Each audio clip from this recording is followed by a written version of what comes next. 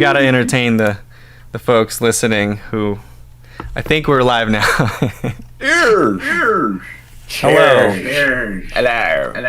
We are definitely live now. We are definitely live now. And yet it All right, doesn't feel everybody. any different than it did a minute ago. Not for you, but I see a big red streaming button. Hello, guys. Welcome to a Draftsmen live stream. I'm Stan. I'm Marshall. This guy. It's Marshall. Yeah. Marshall, we got to start with some ads. Okay, well, you want to go first? Yes.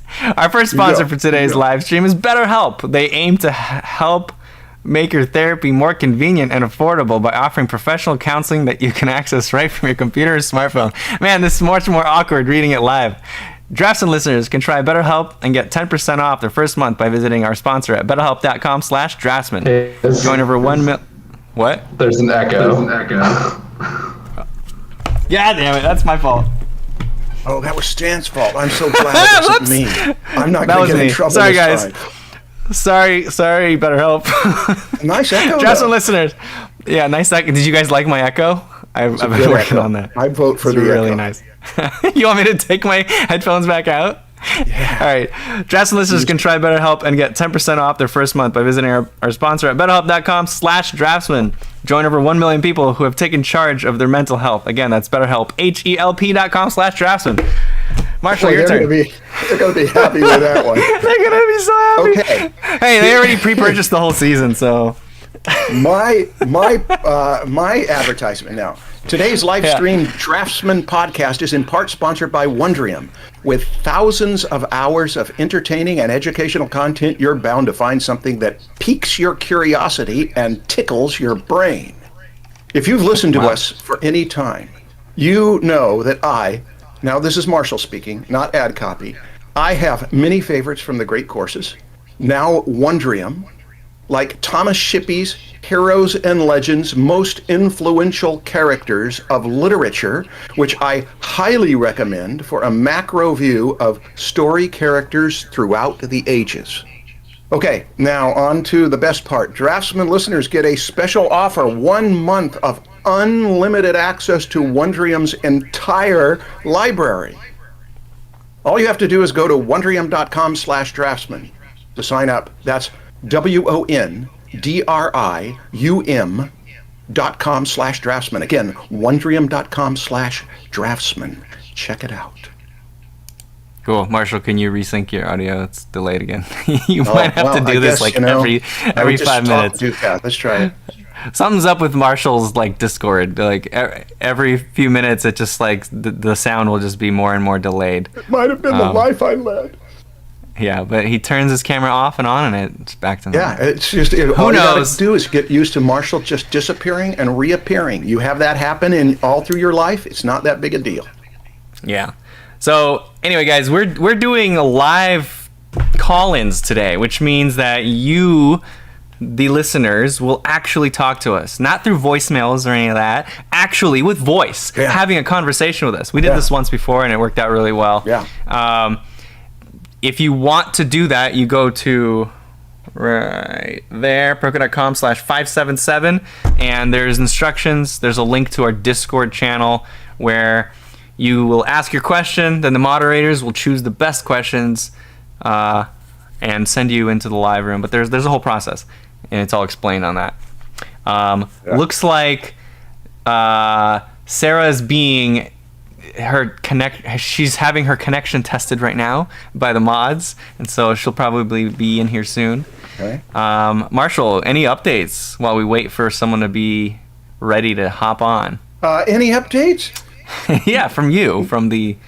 No. You want to sing us a song? Well, actually, no. I'm not going to sing a song when I put on the spot like that. It has to come out of the moment. We did a survey on YouTube. It was like, who's ready to ask a question today during Draftsman? And there were 4 options. It was like, I'm ready, I'll ask a question. And then another one was, I'm just going to watch and listen. And another one was, I'm just there to hear Marshall sing. And I think the majority of people. It may happen. It may happen, but not right now. And if people really want songs, there comes a point where you have to contribute. You don't contribute money. You contribute. Well, you can contribute money too, but you contribute. Where do they go to contribute money? You got to wait until we have a recording. You have a Patreon set up or something? Yeah, maybe someday. Yeah, we'll see. You got to contribute the willingness to sing along. You have to be able to join in, and we can practice. Oh, no. Okay, Sarah is ready, so we're done with this conversation. Hi, Sarah. No, she's not here yet. Oh. I'm bringing her in right now. All right, okay. I'm ready. Hello. Hi, Sarah. Hi. Hello. Thanks. Hello, Mark. Hello, Sarah. Hello. My name is Serena, by the way. Oh, Serena. Hi, Serena. Sarah is just a nickname. Yeah, I'm Romanian. Okay. Cool. So. Welcome to. Thanks a lot. Go ahead and read your question. Okay. Okay. It's very nerve-wracking. I know. You're on the spot. We're listening. Okay.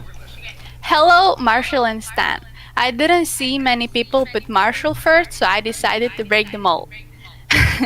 The question is not as much art-related as it is motivation-related. I have a Cintiq tablet, but because of my limited space in my room, it's not always connected to the computer, and most of the time it is stored away on top of a desk inside my room. The problem lies within the fact that before I had a smaller tablet and I could always put it out of my desk drawer and get drawing, but now because I have a bigger tablet, I have to go through a whole process where I have to set it up, and many times I feel so lazy to the point where I just decide to resort to drawing traditionally. The question, or not a bad problem. what I'd like feedback on is should I just work on my self-control and keep going with the tablet as I am, or should I just switch with a smaller size, which is more conveniently and I can quickly grab?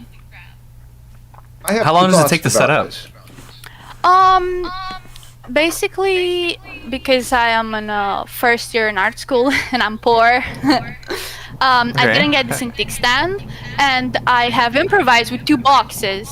And so I have to go away from my desk, grab the Cintiq, plug it in, put the desk. And how long does that whole process take? I don't know, 2-3 minutes, maybe less. 2 or 3 minutes. Yeah. So see that's not that bad.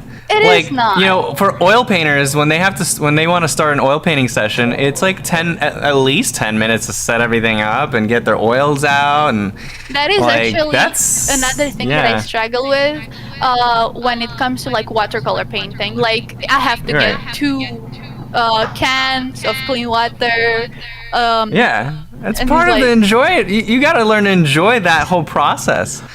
It's hard. Play some music. Play some music or something. It's easier when it comes to watercolor because I can enjoy. I can be oh, it's therapeutic almost. You slowly get ready. But when it comes to technology, it's oh man, I have to hunch over, get the boxes, put them on top, get the wires, make sure that the wires are straight and all.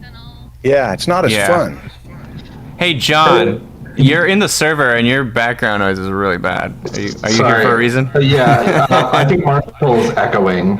I don't know if you've got a small speaker or something, Marshall, but I have no small speaker open. I've got the microphone. I'm echoing, huh? Yeah, sorry. So I don't know what's causing it. Sound did he start echoing when Sarah? It's when Marshall is talking, or we can hear. I think. Something coming through Marshall's feed. Huh. I don't hear any, maybe it's echoing in the stream, but I don't hear any echo in Discord. I don't either, but... I'm going to turn down my earbud, but there's no speaker on here. Everything is silent except my earbud. And it might be that my earbud's close to the mic. I hope that's not it. Well, these... Serena, we're still going to get back to you. We haven't forgotten you. Marshall, I guess we'll have to just we have to see if first of all if it was something with Sarah. But anyway, Marshall, you want to answer the question? You had some thoughts. Yeah, I got a few thoughts, but let's take this first one that Stan mentioned because this is a worthy one.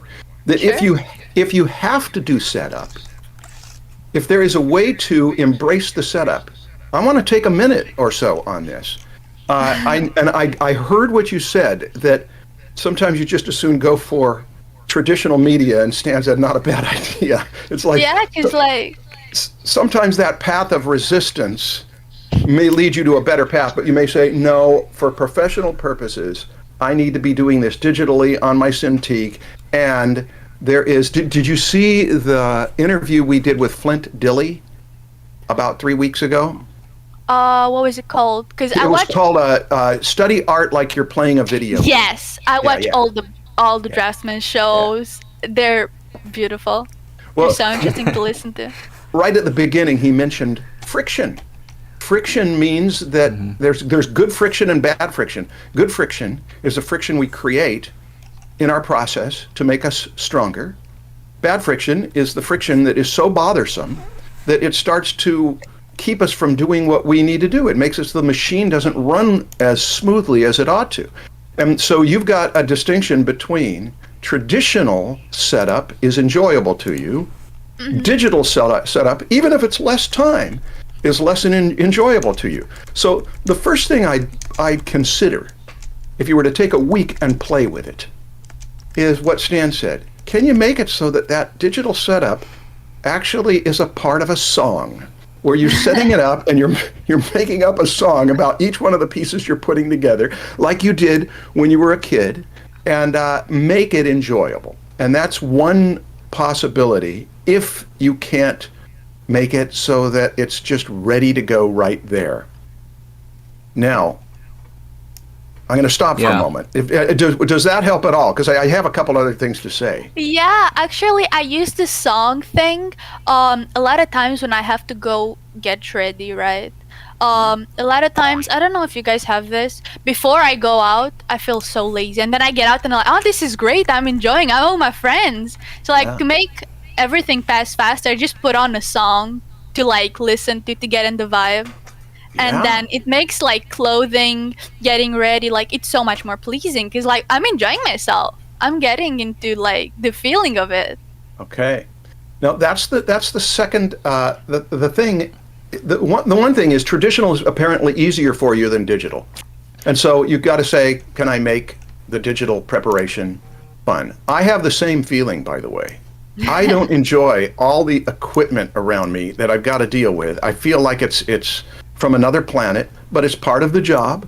And there's something about paper and water and pens and the scratch of the paper that is a more enjoyable, tactile, archetypal, thousands-year-old. Before we're going to draw on the side of the cave wall, we get the pigments ready, we get the bamboo shoots ready, we make the stencils. There's something about that ritual that is more enjoyable for some of us. But one thing you can do is make a list of all the stuff that needs to be done and look it over and ponder it for a while and see if anything can be taken out or added to it to make it more fun. Last thing I'll say is I'm teaching expressive drawing right now on Saturdays at my local community college. And I'm putting together a list. We've done 3 sessions. I'm putting together a list for our 2-hour work period during that time of all of the things to take into account: materials, reference, paper and surfaces, pencils, brushes, markers, masks, resists, ink or inkwell, water containers, anything else, clothing. Sometimes changing clothing is a part of it. But here is the whole thing. It is the value of ritual that we've talked about before. It's that I don't want to just jump in. I want to have this thing that this is my transition into the thing that I'm going to put my energy into for this time. I don't know that I have much more to say, but I think that a lot of people have this problem. And so first thing is, can you make the thing that wasn't enjoyable? Can you somehow make it enjoyable? And if you can't, well, you may end up going back to your portable tablet so it's faster, or just not spending your time with your Cintiq, spending it more with traditional media. Yeah, I'd recommend listening to our habits episode. Because it feels like this is part of it. But you will probably need to also just work on, discipline, because it does kind of show that. Oh, Marshall, never mind. It kind of shows that you need to push through things a little bit more, and things that you don't want to do, because when you're a professional artist, there's going to be a lot of those moments where you don't want to do something, but you got to do it anyway, right? So it's going to be very helpful for you to try to work on that. If you're shifting your frame of reference into seeing it as training yourself to deal with friction. Yeah. Because the friction will happen anyway, but if you say, I'm used to this. In fact, in a few ways, I've even made it a little harder for myself so that I can get used to the fact that setting up a stage is work. I actually wanted to mention a little thing about friction. I had a small problem with my tablet before. It was like it wouldn't do a stroke properly. And I felt like when I had the problem, I wanted to draw so bad digitally. I was so ready to do it. I was like, the problem bothered me so bad, but it felt like in a way it was kind of giving me energy, because it was like kind of the anger pent up.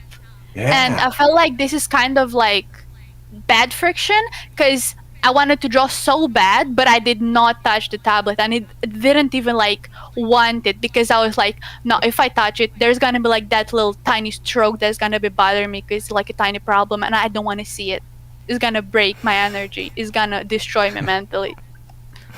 And I feel like, Stan mentioned deliberate boredom. I don't know whether it's one that's come out before.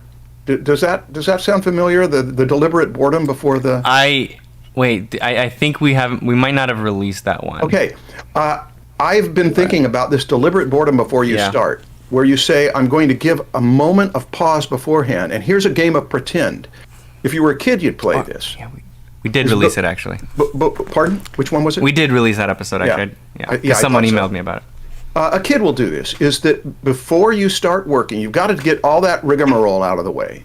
And then, I'm a horse. I'm a horse chomping at the bit, but where they're going to open the gate and let me run. Another one would be, it's a famous one, it's gone on for a long time, is the actor. That you're behind the curtain, you've put the makeup on, you've got the costume on, you're ready to go, you're taking breaths knowing that any moment now, 1 minute from now, the curtain will go up. Another one is the orchestra tuning up. And when the conductor taps that now we're ready to go. Another one is photographers who, when they have to shoot by magic hour, magic hour is usually not. Magic hour is the moment the sun goes over the horizon and you get about 20 minutes to a half hour, in some parts of the world a full hour, of light in the sky, but with no direct light source, and there's a soft lightness about it. Photographers who prepare for a video shoot for magic hour have got a lot of preparation, and then they watch the moment the sun goes over the horizon. They are on task. I mean, if you want to, you can say we're going to do the heist by this power failure that we have deliberately engineered. And while the power is out, we're going to carry through with games of pretend are a nice part of ritual. And you also, when you hear creative people talk about how they do stuff, many times they've just taken it for granted. They've been doing it for so many years, they just take it for granted to imagine that it's something more than what it is. It is. Actually, I have a ritual for myself. Like, I wake up in the morning, I always have tea, and then it's optional. I read a chapter of a book that I like, and then in the morning I just like get drawing. I feel like it's like, if I had a job, that's what I would do. Yeah. Maybe not the reading, but like the tea 100%, and just like get working. Yeah. May it be emphasized in your life, and may you master it. Thank you. Yeah. Thank you, Sarah. Thank you for your time. It was a great experience. See ya. Bye-bye. Bye. Shoot, I forgot how to. Wait, how do I do it? Good thing, though, Stan, is if you forget how to, you can relearn it. And you can drag me away. Oh, yeah, I don't want to do that. There. Okay. Next is Chispa. Chispa? Chispa. Hello. Hi. How are you doing? Good. Can we hear you say your name? Chispa. Chispa. Yeah, Chispa. Nice. All right, Chispa, what's your question? Okay, well, my question is a little bit philosophical, but I think it'll be interesting to know your opinions. Okay. Give it a try. Do you think it's possible to add something new or maybe original to figurative art as an artist today, or maybe you find that impossible because all has been already tried in the past. There will be things new that we never imagined. Okay. Yeah. That's my opinion. And the reason why is that it always happens that way. I mean, it was Euclidean geometry and Euclidean math dominates for so long. A view of the cosmos with the Earth as the center of the universe, it's natural. You feel like you yourself are the center of the universe. Things change all the time. There will be surprises, and after they've happened, we'll take them for granted. I mean, just study art history, study it from somebody enjoyable, like that Gombrich book, The Story of Art, and then you start to pick up the vibe. I'm sorry for mentioning it for about the 15th time, but the 7-hour documentary called Moguls and Movie Stars about the history of Hollywood, starting in New York and then moving to Los Angeles. When you sit through that, I've sat through it 7 or 8 times, you can't help but think, but right now, we are in the midst of revolutions. And you say, but how many revolutions can there be in visual storytelling, in filmmaking? Many more. Will they be fundamental revolutions? Probably not. But there might be, but there's just no way to know. Very few. Yeah. The thing to do is don't close your mind to say it can't happen, but don't open your mind too much to where you think it's happening with me just because I did a good job. Why do you ask this question? That's part of what I want to know. Okay. Well, maybe because I look to artists in the past, and some of them make some innovation, and mainly figurative art painters. And I know I always have that question that I don't know how to say. I always wondered why there are considered maybe top 3 portrait painters or something like that.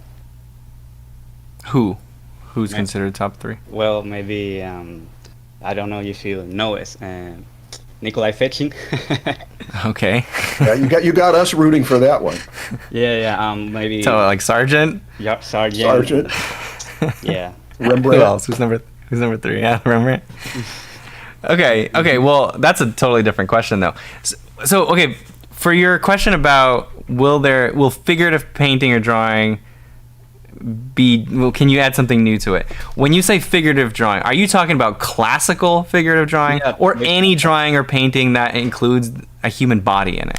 No, I'm talking about classical. Classical. Well, then classical, no. Classical is classical. That's what was, that's why it's right? called classical. That's not going to change. It's always going to be what the definition says it is. But figurative drawing can change. You can add there will be new styles of art, new technologies that create different effects or whatever, different experiences. And that will also be figurative art. But no, classical figurative art is classical figurative art. Okay, well, when we maybe refer to the concepts of light and concepts of design and composition, that won't be changing for a long time. That won't be what? Changing? Yeah. Even say that, but the reason why I'm feeling a little anxiety at this question is I want to know why you're asking, because if laws don't seem to change, and so when you say composition, whether it's the laws of composition, they don't seem to change any more than the law of gravity seems to change, but you can defy the law of gravity. So I want to know why you're interested in this. If it starts to get so philosophical that it becomes only philosophical, then I'm not sure what to do except to take an hour to bat it around from all sides. But is there something you're struggling with about your approach to making figurative paintings that is prompting this? Maybe now that I am trying to define things with my own concepts, I don't know if I explain myself. Yeah. Well, let me throw something in here that might help. Okay. When you look at the history of Western art, when you look at what happened in Europe in the 19th century with the Impressionists, for example, But you can look at any period. Oh, the 20th century was so revolutionary. Look at any period and see how the revolutions happen, see how the changes happen. And you'll say, was this a new thing? And the answer is, this was a new thing. This is not what artists were doing previous. And then you can say, is it a new thing? And you say, no, it's not really a new thing. The Egyptians were doing it. The people were doing it way before there was anything that we called Western art. You're going to find that there's hardly anything new under the sun, but what there is are new combinations. There are people who see that it can be done this way. We can break the figure apart. We can look at it from multiple angles. Robert Beverly Hale pointed out the Egyptians were looking at it from multiple angles long, long ago, before the 20th century Cubists were. So this is the value of knowing as you get older and you continue to work, to go to new inspirations, new touchstones, to see if they inspire you to take a new view, to take a view that other people aren't looking at it through. And it can be exciting. You can never run out. If you're going to explore under the ocean, if you're going to explore in outer space, you're never going to run out of interesting things to find. And if you are looking through the way people have drawn and painted human bodies throughout history, you might find some of your most stimulating, exciting ideas in places you never expected to look. And one good place to look is the history of figurative drawing and seeing how things changed and hearing some of the bizarre bizarre catalysts for it, the things that triggered a person to treat. There was a filmmaker, I can't even remember which film it was, but I remember it had very powerful visual content. Everything seemed distorted. This filmmaker, this director of this short, got the idea, it was an animation, got the idea to treat figures like that because he had seen people walking with the light from the sun low in the sky, casting their shadows long on the parking lot asphalt, and looking at that and thinking, that strange distortion I could treat in my animation. Since I can design figures any way I want to design characters that are elongated like that. That's an idea of that's an example of an idea of seeing one thing that gives you an idea for what you're working on. The sun did not have any idea, apparently. The shadows did not have any idea they were inspiring in some creative person's mind a way to treat the design of their animated characters. Okay. Wow. I don't know about that artist. Now, I don't know about it either. I'm trying to trigger you into your concern. Or will there be new ways that people treat the figure? And the answer is yeah. And how will it be? We don't know yet, but there's a few places worth digging around. Now back to you, Chispa. Okay. How are you going to do it? Are you on a trajectory to where you are collecting your inspirations, talking with other artists, asking what you're dissatisfied with in so much of the art you see, paying attention to those things that are going to tap into the ideas that pop up? Other people see long shadows on the parking lot and never think twice about it. A person who is designing characters for his animated feature or short, that is a person who is ready to pull the idea from nature. Encouraging that in you. Yeah, encourage me to see better. Hang around people that do it too. And think better. Okay. And we'll just keep adding on seeing. And feel better. Oh yeah. But anyway, Loki's next. I'm gonna bring Loki in. All right. Hello, Loki. Hi, Loki. Or is that? Hello, Marshall and Stan. I talked to you guys last time, and thank you, Marshall, for recommending. You got in twice. Yeah, I'm sorry. All right, we're gonna give you a few minutes, man. There's so many people that want to talk. Stan, wait, Stan, don't give him any grief. This guy's lucky. He gets in twice. Yeah, he is. We need him on the But team. still. So, guys, I'm really sorry. I don't really want to sound selfish, but so I'm asking a question on behalf of students who have this problem. Okay. Really quick question. I'm back here again. Okay, so I talked to the guys in the last Discord stream, and I'm asking this question on behalf of students. A lot of students like myself describe having this feeling of over-analyzing their art. and instead of progressing forwards, it gets a bit worse. I've realized that after a lot of studies for a while, that I can now intuitively draw without actually kind of thinking about it, but in a good way. So how would you help a student that is struggling with analysis paralysis with their art? Dan, I'll let you start this one. I have some thoughts, but I'll gather them, but I'll listen to what you're saying too.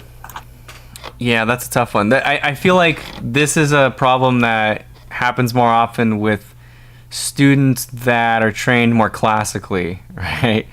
That are constantly their goal is to be as accurate as possible, right? It's like you have an exact thing you're trying to replicate, and if you don't, you're wrong, right? It's like right or wrong. But if you're not, if you're more experienced with just drawing from a creative, just from your imagination, sketching all the time, there is no right and wrong. It's, did you do what was in your head? And that's up to you. So I would say, if that's the case, if your students are drawing from life all the time, from reference, just have them do more of just imaginative drawing. All right. Get them to sketch, not something around them, but just something from their head. And eventually it'll help, I think. Eventually is an important word too. It may help right away. Okay. But I think it's a habit, and I've mentioned this many times. It's one of the things that I strongly believe in, which is that when you're a child and you're so creative, and then you try to make it look the way you want it to look, and you can't make it look the way you want it to look, you have moved from one stage, the free stage, into the stage where you recognize, I need craft, I need skill.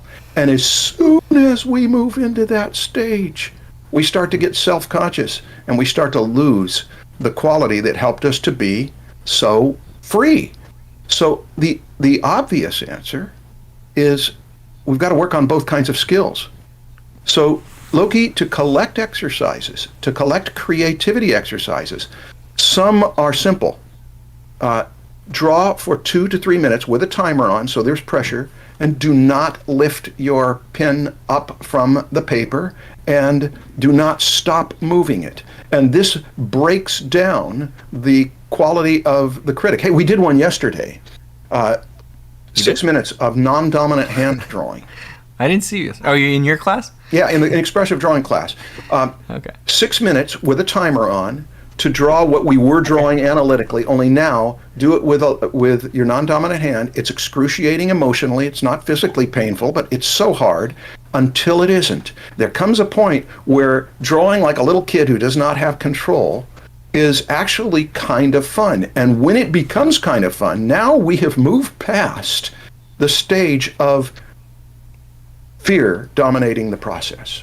Yeah, Marshall, I really like the reverie exercise that we talked, in the expressive drawing episode. Yeah. The reveries, I think, even like if the student is having trouble drawing from imagination and the results are bad and so they get demotivated, well, then just have them do reveries. Don't draw anything, just draw shapes and designs, and at least just get comfortable with making things that don't look like something. Right. Loki, if you get exercises that you feel are really good, we mentioned a couple: reveries, non-dominant hand drawing, don't stop, put a limit on it, a minute or 2 or 3 minutes, don't stop, and to where they are more than anything else emotional. They are emotional exercises. But the problem you're referring to, a paralysis by analysis, is that you slip out of the emotional stage into the analytical stage, very valuable stage, but it can turn off the thing of, how do I feel about this? What are my impulses? Why do I have an impulse to make that whole area over there more jagged? Well, let's not analyze it too much. Let's just try it and see if we like it. I think that in the 20th century, late 20th century, that quality of instinct and intuition, impulse, going with your feelings, was in many art students' educations overly emphasized to where they had no craft. And in other environments, the technical skill is so emphasized that we're sort of left to only rely on technical skill. I strongly believe we've got to be both children and grown up. That's been a theme we've had over and over. And for your answer, for the answer to your question specifically, collect exercises for your dear students, that they may be given permission to do things that will tap into their instincts. Loki, did you have more questions from your students, or? Well, actually, I'm actually only 16, but I have a group of friends that I hang out with who have this problem. Okay, got it. Is that... So, but the thing is also the reason why I'm worried about this is that some therapists call analysis paralysis a form of procrastination. Yeah. And I don't know if that's true in a case, because, I mean, me and my friends have been studying together for like 8 hours on end, and, I'm not really sure whether if I'm actually procrastinating, if you know what I mean. I do know what you mean. There could be. There's a lot of reasons for procrastinating. Is it I don't want to do the work? Yeah, I mean, and if you're overanalyzing, you might have a fear of doing it wrong, and that is causing you to not get to do something else, which is, I guess, that's procrastinating. Yeah, that is true. Okay, well, thank you guys very much. I have a question. Is this in college age training? This is grown-ups. Yes, I would say so. Yeah. Procrastination. One thing about when I've experienced paralysis by analysis, often it's because I'm on territory that I feel comfortable on. I can sit and look at something and analyze it and understand it and look at it from different angles. It's like, but what about getting work done? What about actually getting into the thing where you're taking risk? So that's coming back to fear. It's coming back to procrastination. It's coming back to, I don't want to get on my feet. I just want to think about it and talk about it. Yep. To address that, that's the just start exercise. Just start. Yeah, that's right. All right, okay. Thank you guys so much. So, yeah. Thank you. You're welcome, Loki. And Marshall. Okay. Bye, Loki. Thank you. All right. Yeah, Marshall, it's funny. So the reverie exercise we did, I actually noticed towards the end, I was getting a little more paralyzed because I was overanalyzing. I was like falling in love with certain parts of the reverie, the painting. I didn't want to touch those parts. I know. It was totally hurting it because it was slowing down, and I was like not taking chances anymore. And which is like, that's totally the benefit of doing that, right? Is because you just gotta keep defeating that brain. Watch some of the best painting demos where I thought, that's really beautiful, that's really great, and then the artist just obliterates it and says, I can do better. Wasn't quite there. Didn't work with this other part. Well, that's a lesson about highly creative people, is that you fall in love with little parts and let those little parts dictate everything, and you may make it better that way, but you've got a better chance, I think, of not seeing the gestalt and willing to sacrifice the small parts. You know the story about Da Vinci? It may not be a story that really happened, but about the the Last Supper and the chalice. Did I ever tell that on this podcast? I don't remember. You can tell it again. Okay, there's a story that Da Vinci is wondering about his Last Supper painting, and he calls in a colleague who looks at the chalice on the table and says, wow, good painting. Love that chalice. Another one comes in and sees it and says, whoa, that chalice is one of the most beautiful chalice I've ever seen. Brings in a third person who says the chalice is the most beautiful chalice in the history of painting. And so Da Vinci paints out the chalice. Because he knows, because he doesn't want people looking at the chalice. That's not what he wants. That's not his goal. But a lesser artist.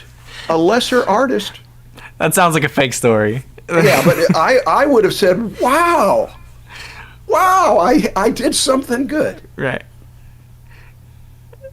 I would have just, if that's the best chalice in the history of all chalices, I would have just like cut out the chalice and framed it as its own painting and then redone the rest of the painting. Yeah. That's what I meant to do. Yeah, see? It's the best chalice ever. All right, next up is Sander. Hello, Sander. Howdy. Hi, Sander. How you doing? Good, how are you? Good. Good. We're just Glad to be here. Yeah, thank you for this. So my question is sort of an analysis question, so hopefully it'll be complementary to the last one. Okay. So I'm kind of at the point where I'm trying to focus on drawing things and then figuring out what's wrong with them and fixing it in order to improve my sort of draftsmanship. And I feel like I know how to see what's wrong and correct it with things like proportion and placement, because I find them easier to see, but also at worst you can just measure it carefully and get it right. But with value in particular, I feel like I don't have a reliable way to figure out what's wrong and fix it. So I wonder what tips you have for identifying where exactly the values are wrong and which way they need to go. Yeah, wait till you get in the color, man. Oh my gosh, yeah. Color adds another level to it. I can't answer that. I've never had that problem. I don't know. Like at Watts when we were training, like you just copy the value when it's wrong. Like the teacher says, "Hey, that's too light," and you're like, "Oh yeah, it is too light." Like you just slowly, by trying to mimic the values, you slowly do get better. Your eye slowly improves, and you just get better at seeing when yours are off. And I think maybe if you want to speed up your ability to get better at judging values, try judging more subtle values. So just make it an even harder challenge for yourself, and try to do like a graphite portrait drawing of a ambiently lit portrait, right? No direct light where there's like dark shadow and light, and it's very dramatic. Very subtle halftones, right? And just give yourself that challenge, and you're forcing your brain to now analyze the subtleties and the values, and you're gonna mess up. But by doing that many times, it'll be way easier now to judge the values that are significantly different. So I don't know. Yeah. Even if you're doing that and it feels like nothing's working, you think you're still getting better somehow? Okay. Well, yeah, no, you are. Yeah, because you are analyzing and you're telling your brain, I need to figure out what value this is. What is it? And then you're putting it down, and you're comparing yours to the one next to it, or to the one on the reference, and you will sometimes notice a difference, and then you'll make an adjustment. And by just doing that over and over again, you're slowly improving a little bit more subtly, in the subtlety that you're judging. It might not feel like it because you're only focused on the current drawing, and it always has issues. Yeah. Right? You're never going to be perfect. But you're improving, yeah, for sure. Okay. So just suffer a lot is what I'm hearing. Yeah. Oh, yeah. We're not done here. But yeah. Oh, no, we're not done, Marshall. Of course. What's your take on it? Remind me of your name? Sander. What Stan has mentioned so far is about observing. Is that you're working where you're looking at something, and that's a great way to learn. If you were taking composition with me, the first 2 to 3 weeks of exercises would be to look at masterful compositions and turn them into only black and white, only light and dark. Even if it's a soft pastelish composition, separate it into what you perceive as the dark and the light. Call it no tan. And then you get a third value later. And then you get a fourth value later. But this is stretched out over a month or 2 or 3. And you mentioned proportions, that you can measure proportions because you've got an idea of a proportion being correct or not. Right. How can a value be correct or not unless you're comparing it to something you see? What about when you're inventing it? Well, there's 2 categories here. One is values can be correct or not when you're inventing light on form. Mm-hmm. You've seen that Dorian video that PROKO produced, right? On mind-blowing thing about value, about rendering. Do you know what I'm talking about light? No. Or the halftone. Well, don't miss that. If John or Boz or somebody can look up the YouTube link to that video Dorian did about how almost everybody, I spent decades creating what what are called now dirty halftones. Halftones that have too much value range in them, so that they dirty up the composition. It's not that they're wrong, it's that they just don't tend to look as pleasing as when you cluster the halftones into a compressed group of light.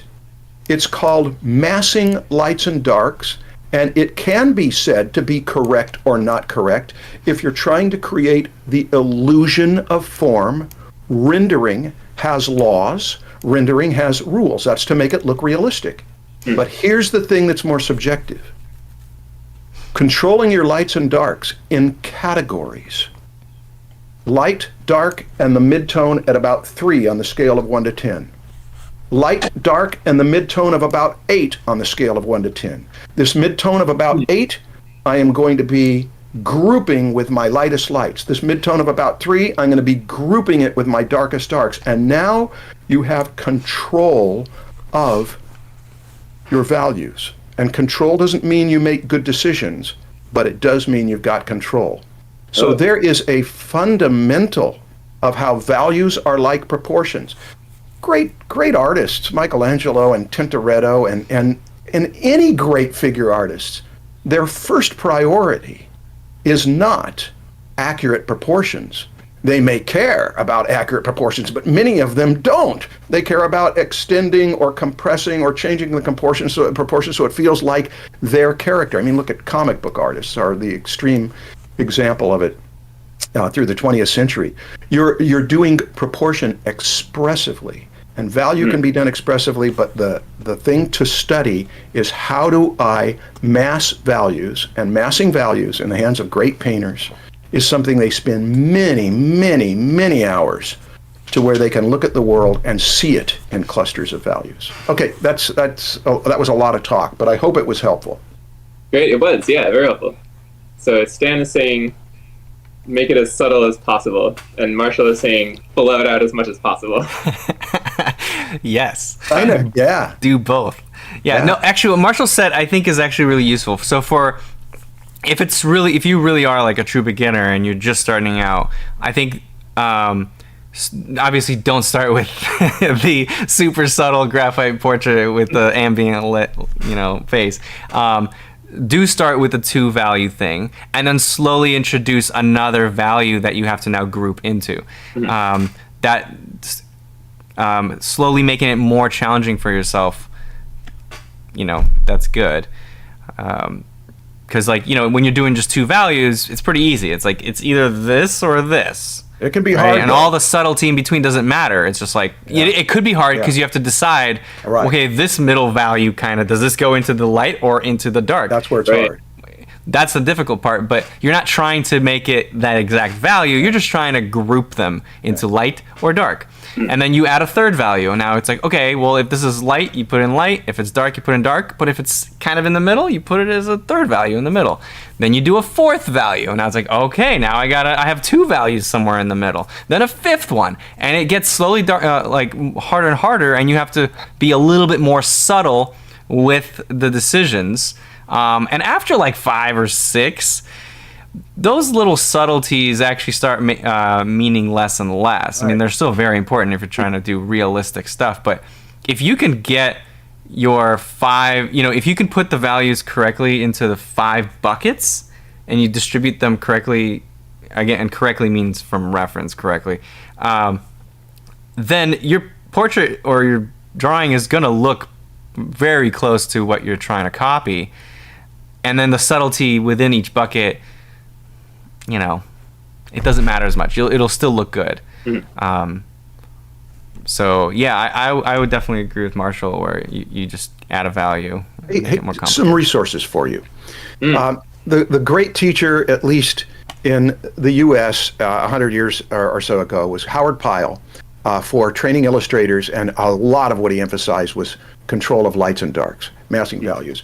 It's hard to understand what he's saying in what people wrote down from it, but Andrew Loomis in his book Creative Illustration takes a shot at it. It doesn't fully clarify it. You'll still have questions, but that would at least be worth your time to read what Howard Pyle said, then look at his painting and then say, I don't see him doing this at all.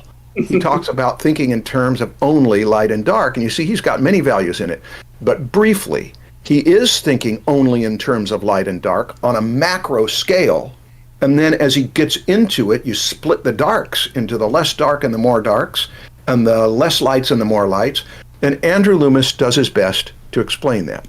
Another very good resource, at least the first half of the book, is Hongyan Zhang's book, The Yin Yang of Painting. I don't know if it's still in print, but The Yin Yang of Painting, the first half of that book, is really clear. You can understand it when you're 11 years old, that you've either got a picture that is basically a dark feeling like nighttime, or it's basically a daytime feeling, and it might be in the middle, but you simplify down to just 3 categories. If it's a dark painting, it means the light, the yang, is going to carry the movement of your eye through it. If it's a light painting, the dark is going to carry your eye through it. But you become aware of this figure and ground relationship, not of subject matter, but of value relationships. And you got that yin-yang symbol in front of you, and you think that pretty much simplifies it down to just 2 things, but it isn't completely simple. There's a flip-flop of those things. Those resources, Howard Pyle, Loomis in Creative Illustration, Zhang's Yin Yang of Painting, are very good ones. And then another thing to do is just listen to what your favorite painters say. I can't imagine you having a teacher who's a good painter who does not bring this up or even emphasize it. Animation or concept artists and artists who work for animation know that the picture's got to read quickly. In filmmaking, the picture's got to read quickly. So you boil it down as much as possible to 3 values. Have control of those values. There's no rule for how you distribute them, but you're at least aware. If you pop this thing down to the size of a postage stamp, that it reads not just for rendering and subject matter. It also reads for a design that gets feeling. All right. Cool. That's great. Yeah. Thanks so much.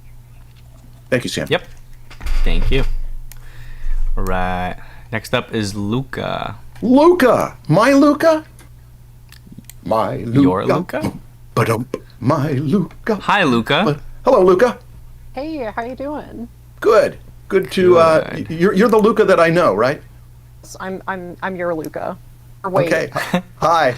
You can call What me does this if you- mean? That means Luca's taking classes from me. Yes. Okay. Yeah. How are y'all doing? Having fun? Good. Glad to be here. Yeah. All right. So, are you ready for my question?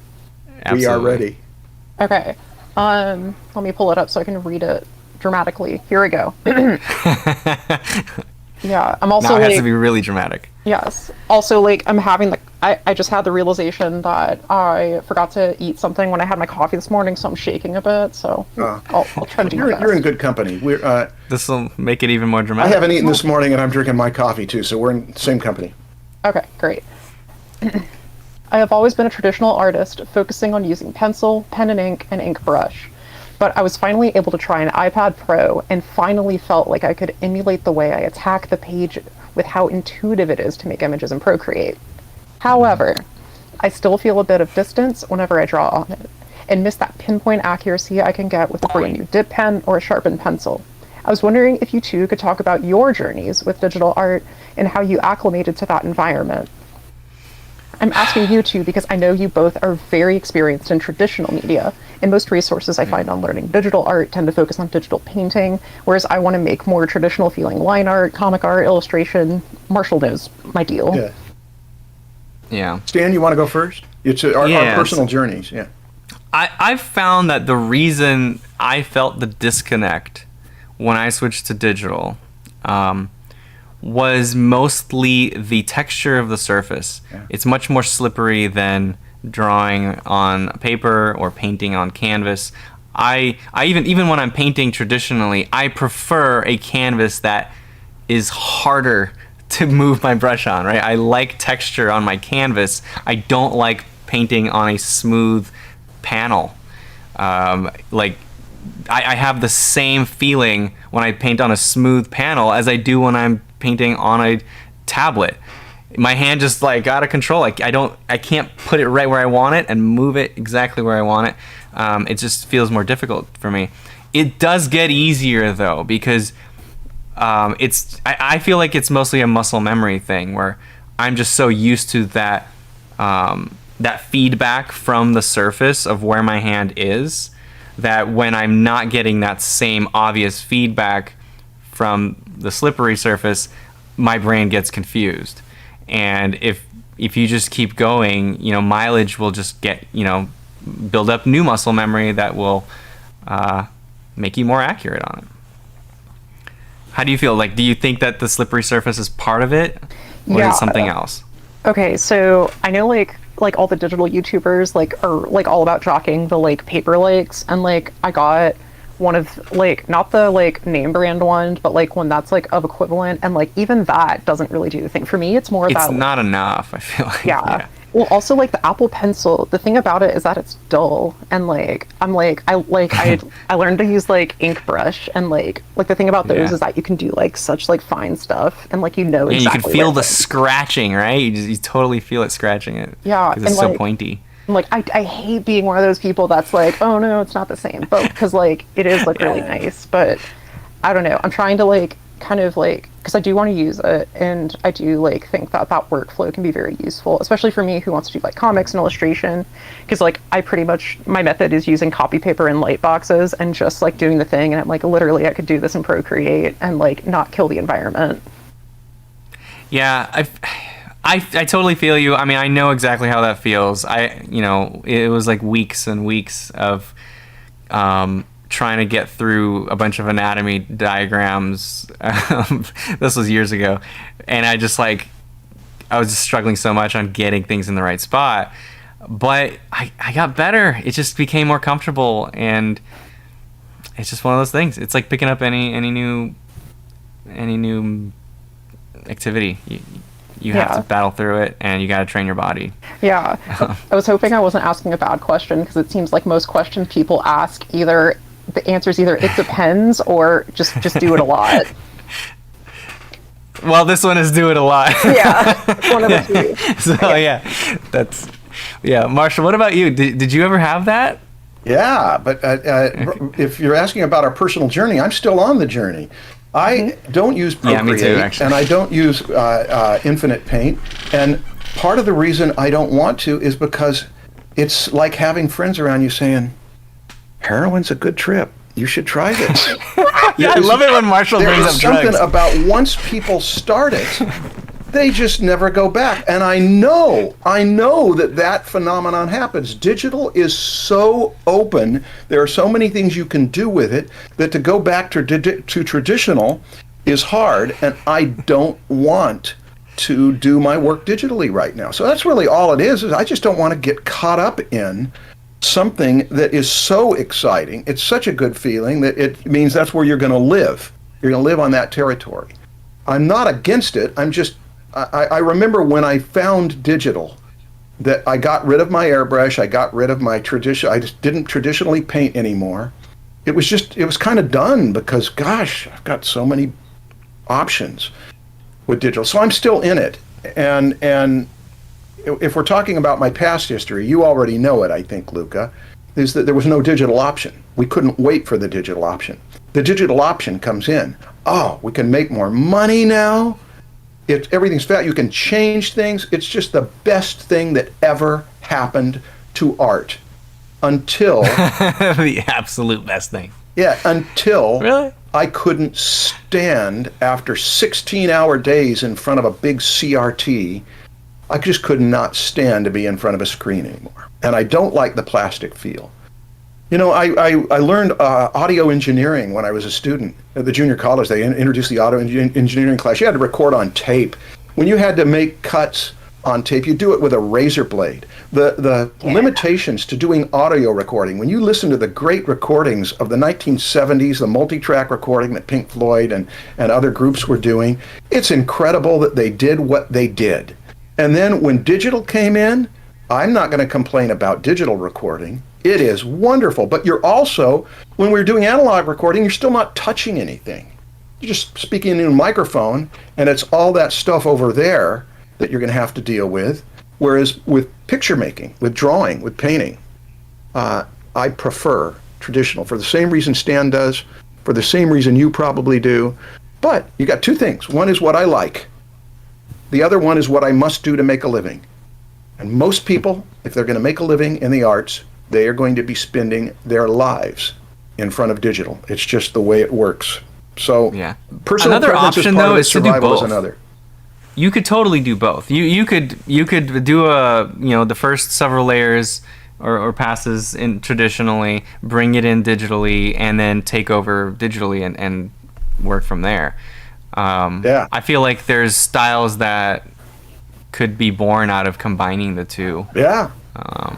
Yeah, because I always feel the thing about digital is like the white on a digital screen is like so much more intimidating than the white of like a new sheet of paper in a sketchbook. Why? I don't know Interesting. why. It's fast. Well, because like I think it's because I mean I draw on copy paper just because it's just I don't know, it works better for me. And if I draw something and I hate it, I just toss it and do another one. You know, it makes me feel like I'm makes me feel like I'm a kid Just again. start a new file though, right? I know, but that's the thing about the like the digital white. It's like that color. It's looking at you. It's glaring at you.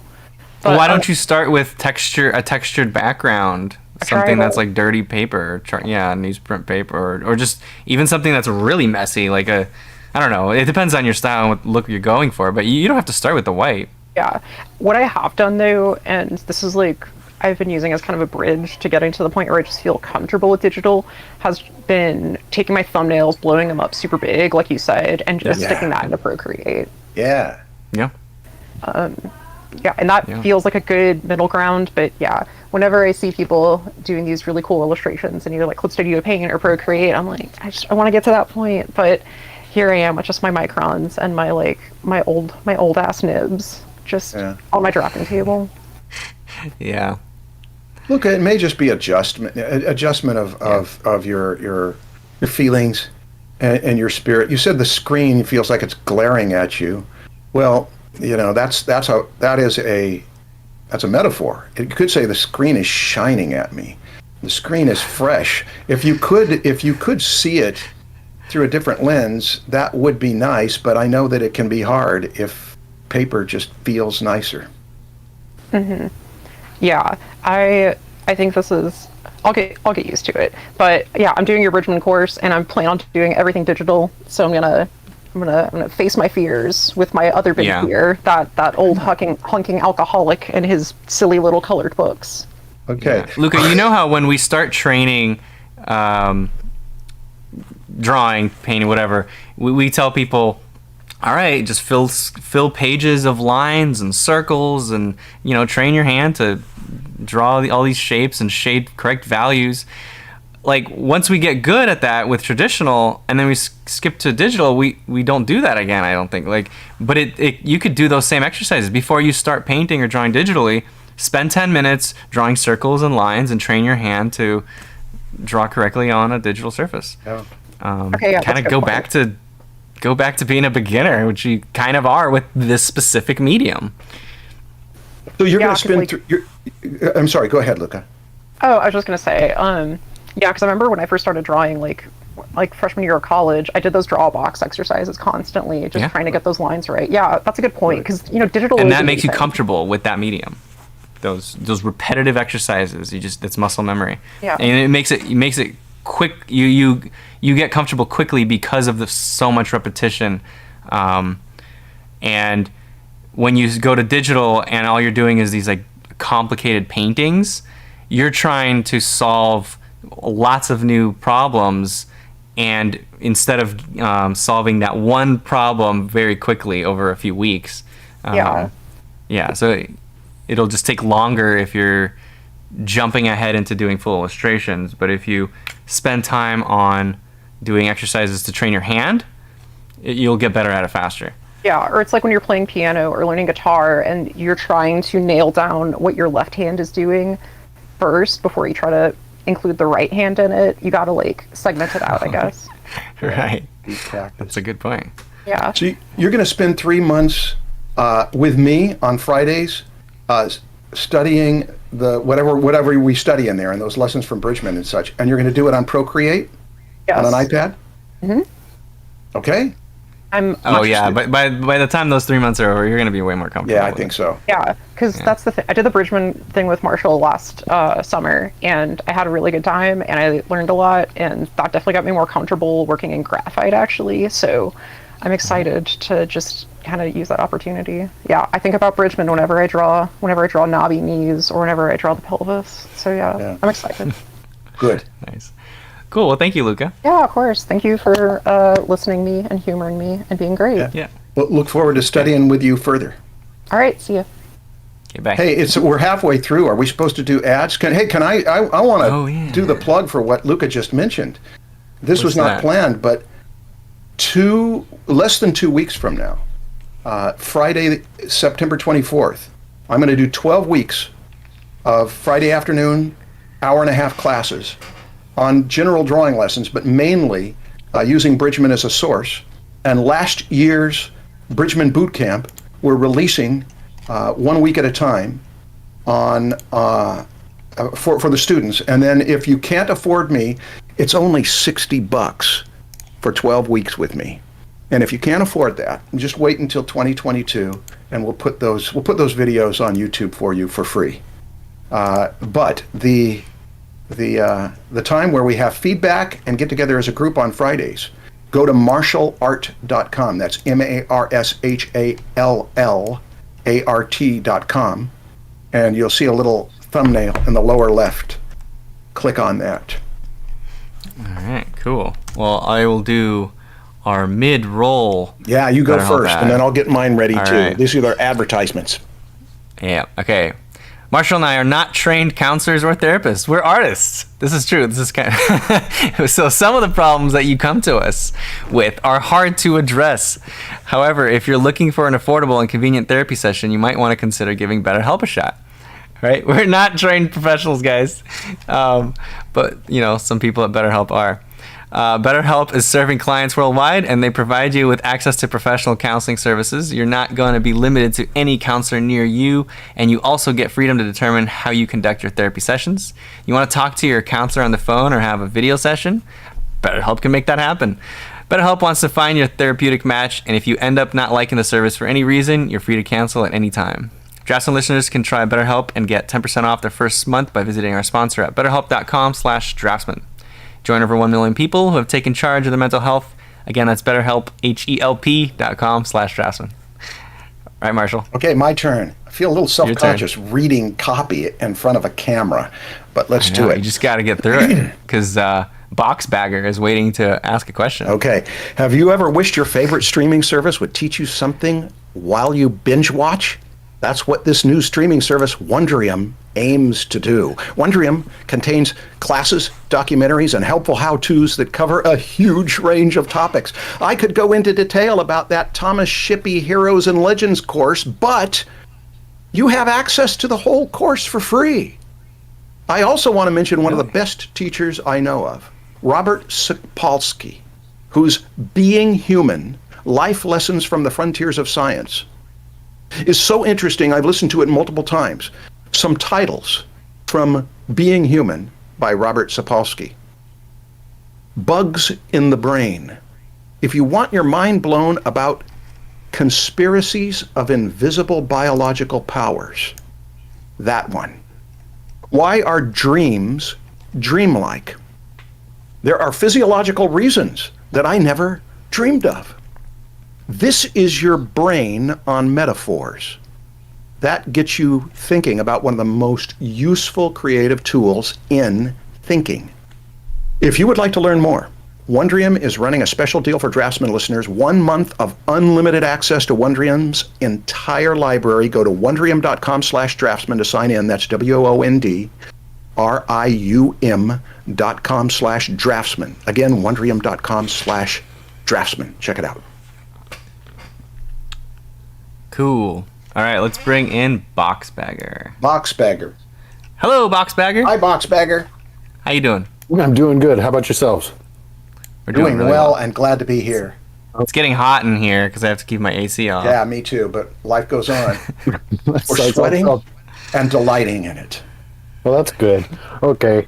Thank you guys for doing this. So I've started doing Drawbox, and I was going to start doing Fun with a Pencil, but I'm kind of lost at the moment and wondering what more could I do to practice the fundamentals like shape and edge. I've got a lot of time, but like, what would you suggest for exercises and whatnot for me to do? Shape and edge, you take that one, Stan. That's a lot of your territory. Are you looking for draw box like exercises where you fill a page with stuff? I mean, yeah, that's fine. It's just I sort of just don't know where to go. I'm on the 250 box challenge, and I'll do a page or two of boxes, and then just not know what to do afterwards. And I just want to know what more I could be doing.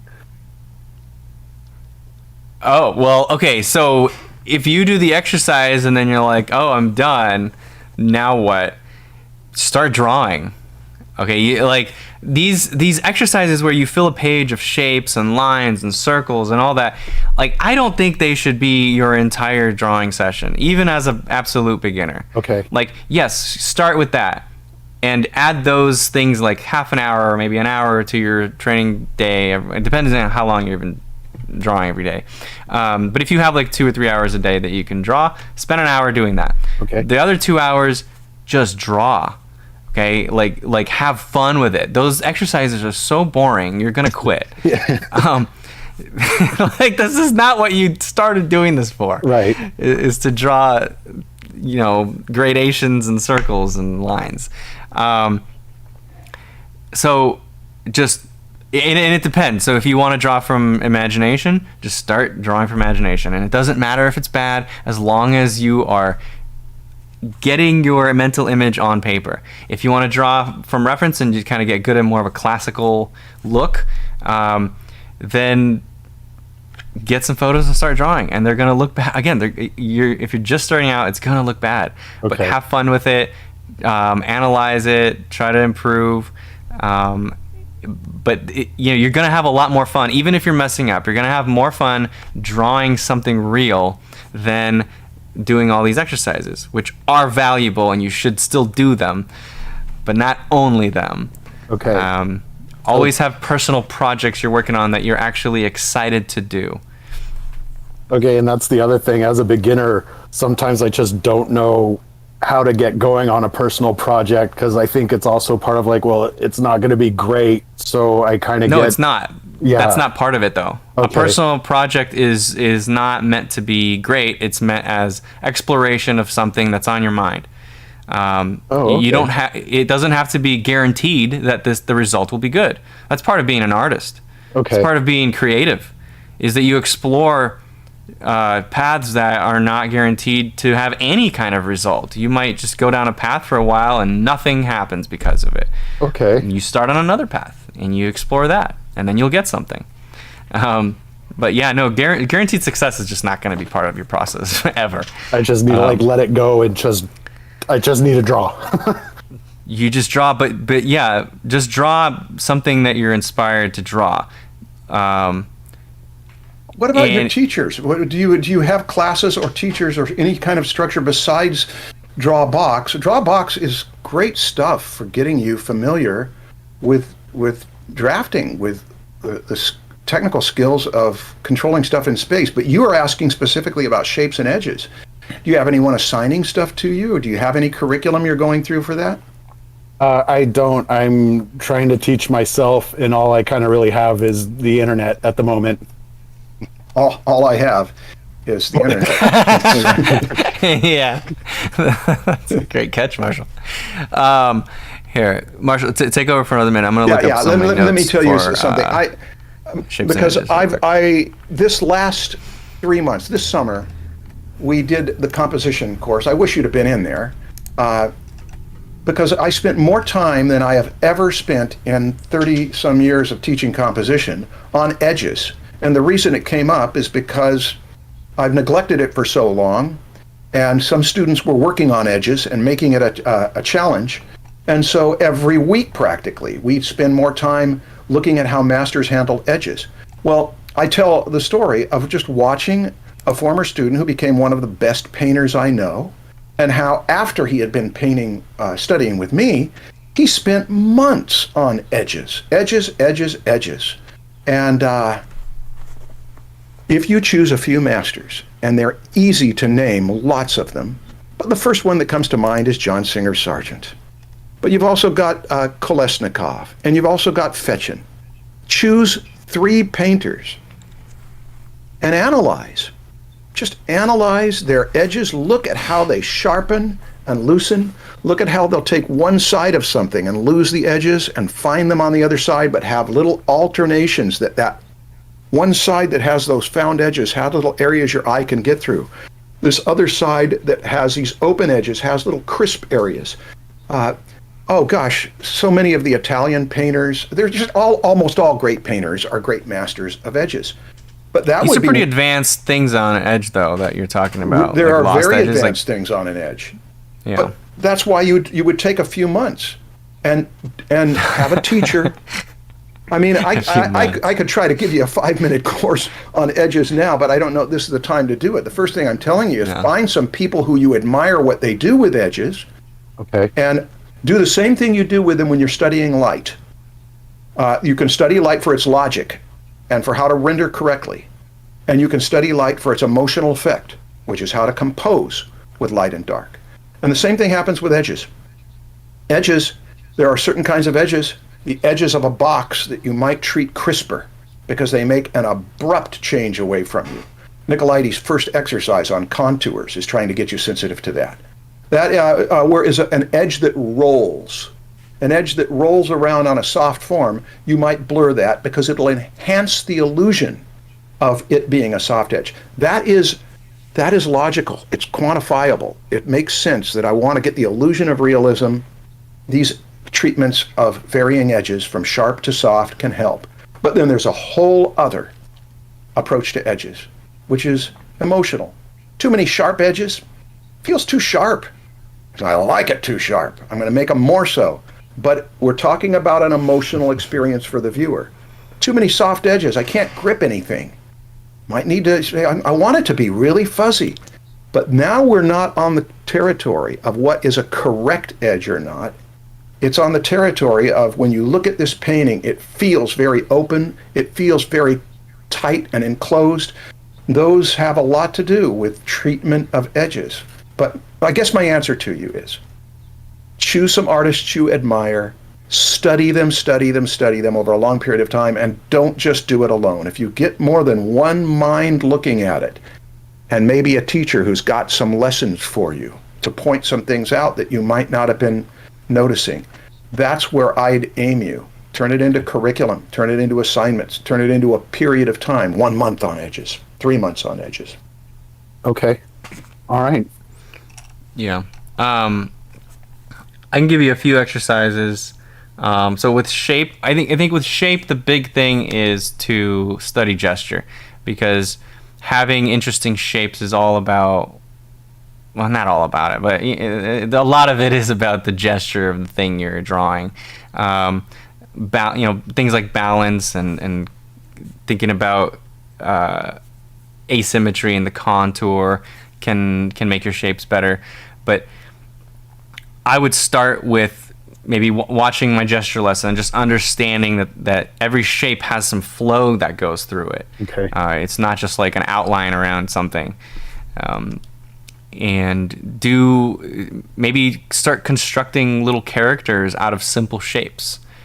Okay. Something very basic. Look at some really simple cartoon characters and start drawing them, and just get better at analyzing shapes. And then start coming up with your own cartoon characters if you're comfortable with that, using basic shapes as well.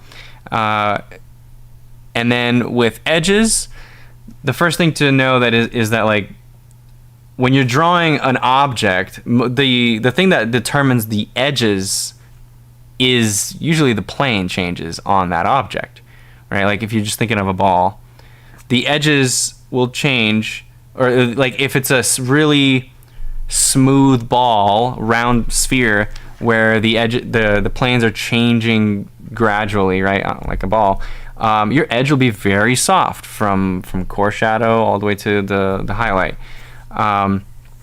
If it's a what do you call a ball with planes, Marshall? What do you mean if it's chiseled? If it's a chiseled ball, plane. right? Like if you sculpted it with you cut it up with a knife, like you sculpted it with clay, you're gonna have a lot of sharp edges in there, and the values will change suddenly, drastically. You'll have a flat plane of value, and then a sharp edge, and then another flat plane of value, or something in between. And so you just got to start thinking three-dimensionally and what each edge is actually telling the viewer about the plane that you're indicating. Okay. Because edges are not just, you don't just do it to smear values around. It's to indicate three-dimensional form, usually. Sometimes it's not three-dimensional form, but usually it is. And that's the more difficult part. Okay. Yeah. So you could start with simple objects like a ball and try to focus on what are the edges here. And look for the same thing with it happens with values.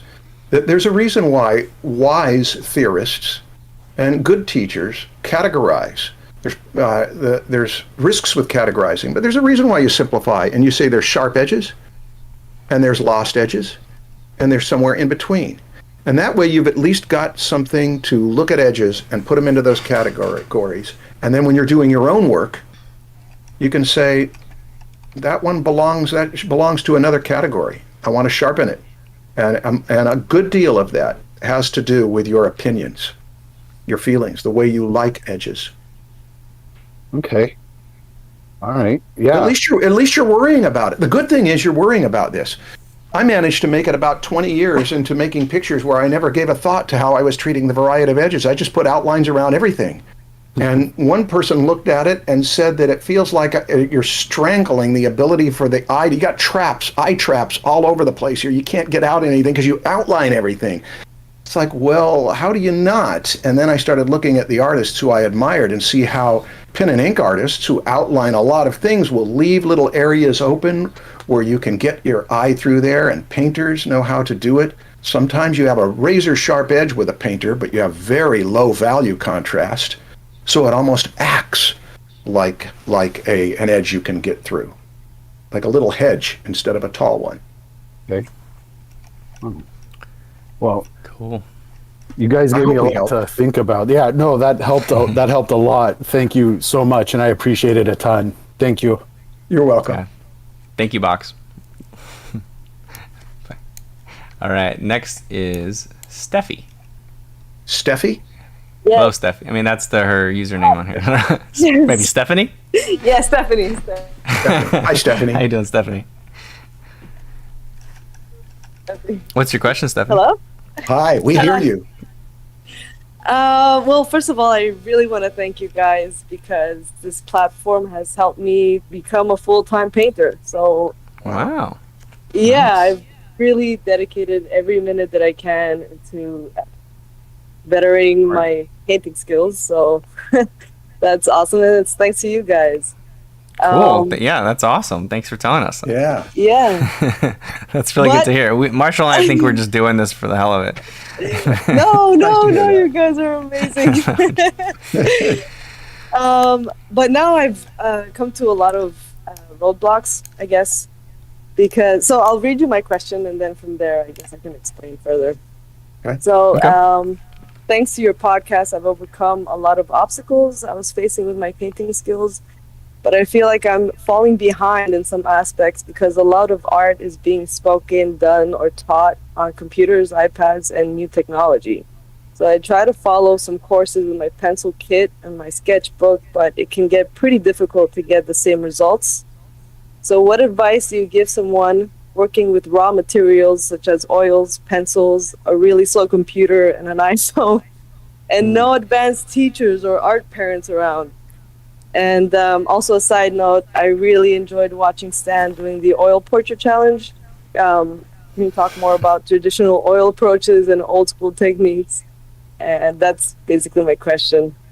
Okay, let's boil this question down. It was advice for how to balance working with traditional media over digital? Yeah, Yeah, pretty much. Just because I feel like a lot of courses are just based off of like iPad sketching, or like everything is being demonstrated on a technology, and it's hard for me to find similarities in what I'm drawing. Well, where are you finding these digital painting classes or digital drawing classes? I mean, there's plenty of traditional ones around too on Google. And what websites? Well, I bought the drawing the head and painting the head, and a lot of it is just from where? What does that mean? On PROKO. On PROKO. on PROKO. Okay. Yeah. Okay, so that's traditional, right? Is it? Yeah, but it's hard. Like I don't see like the hand movements. I don't see like the raw effect. Oh, really? Yeah. Like it's all digital. It's digital. I think. I didn't start in my portrait class. You could see my. No, really? It's Mark. What is it? Marco Bucci. Marco Bucci's. Yeah. Okay, yeah. Got it. He's a good teacher. Right. He's a great teacher. Yeah, but it's hard for me to like see the similarities with a pen.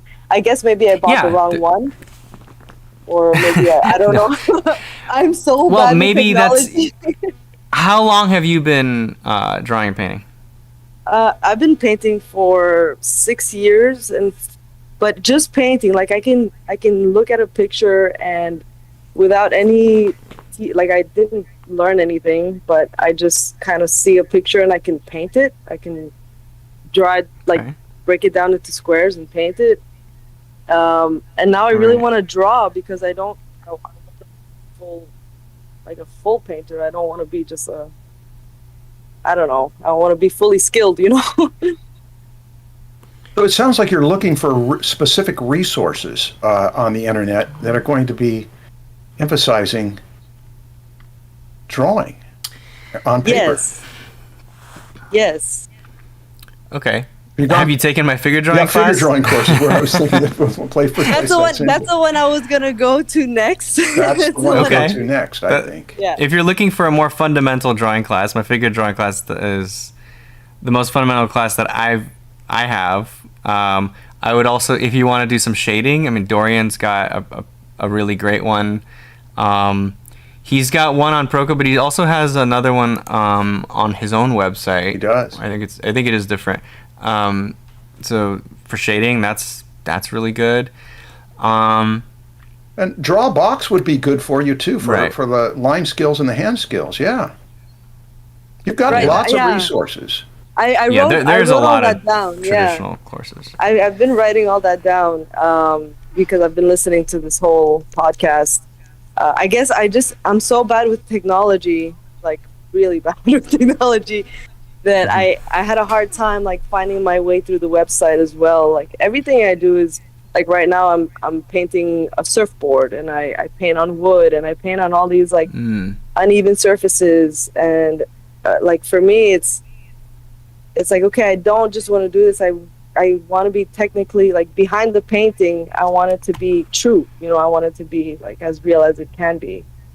Yeah. Well, do you have someone in your life that can help you with the technology aspect what I was of going it? to ask. Yeah.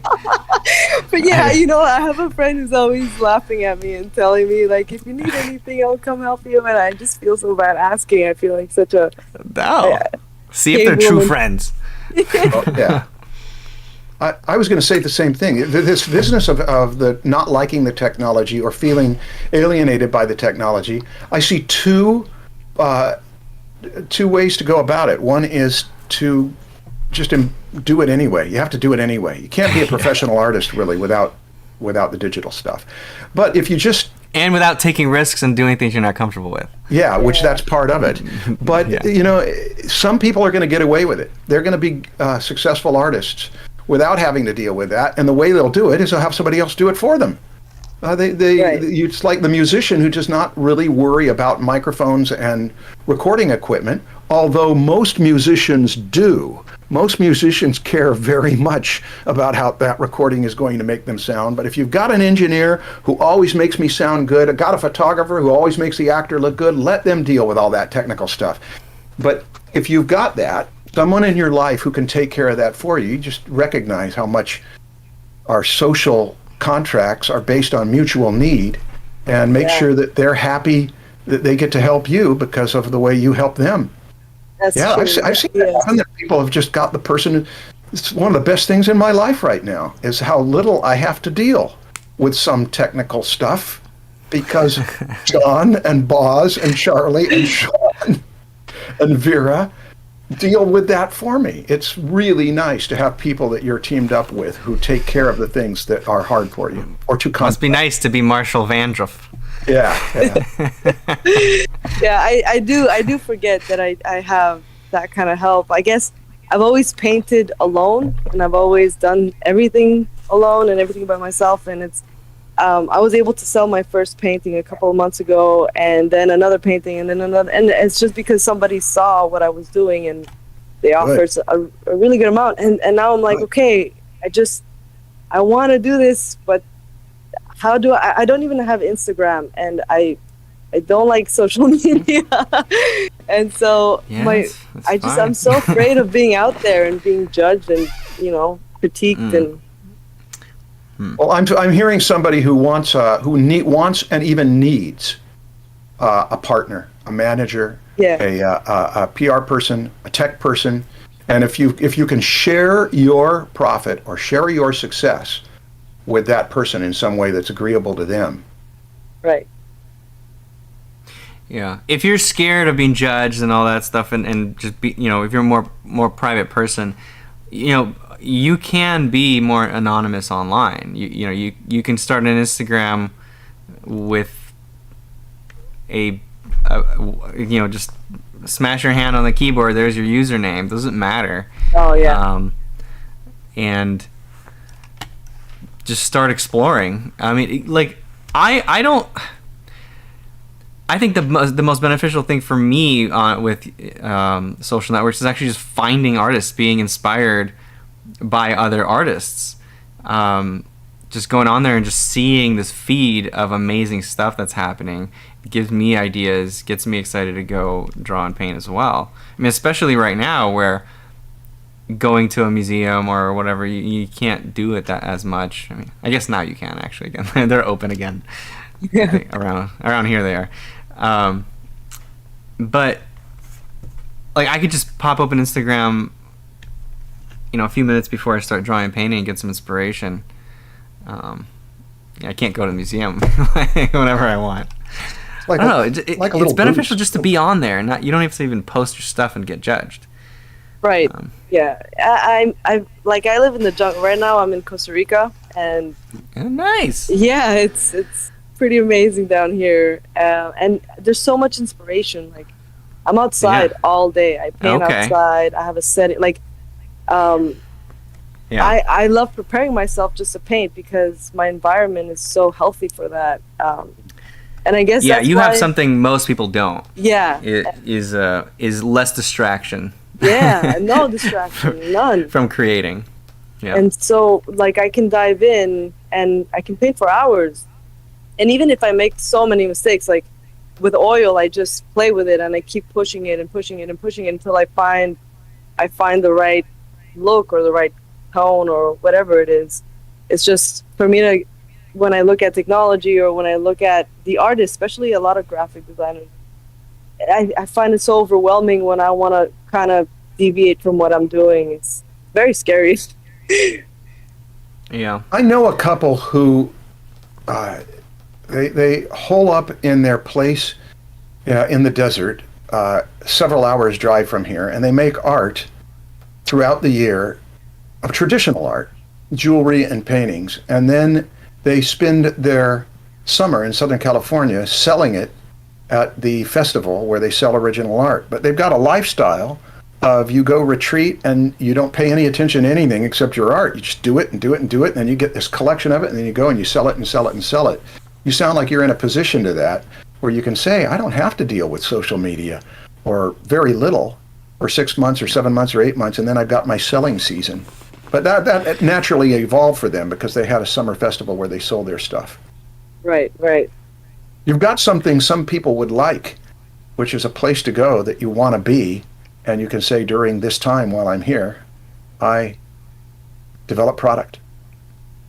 Well, this is precisely why I decided to just focus on painting. I figured this is a lifetime opportunity that I have, and so many people would die to have this setting. So I'm gonna take it. I'm gonna do the best that I can with it. It's just there's a lot of fear behind it, because if you do something that's not nice or that won't sell, basically can't really sustain that as long as you like. If it's not coming out right. It might not be good for you to take 8 months to do something and then 3 or 4 months to sell it. It might be better for you to do it a month on, a month off. But you're exploring with your career. You're exploring with your way to make money, the way you explore with a picture to see whether you can make the picture work. Yeah, and I mean, I have offers for the things that I've been painting at the moment.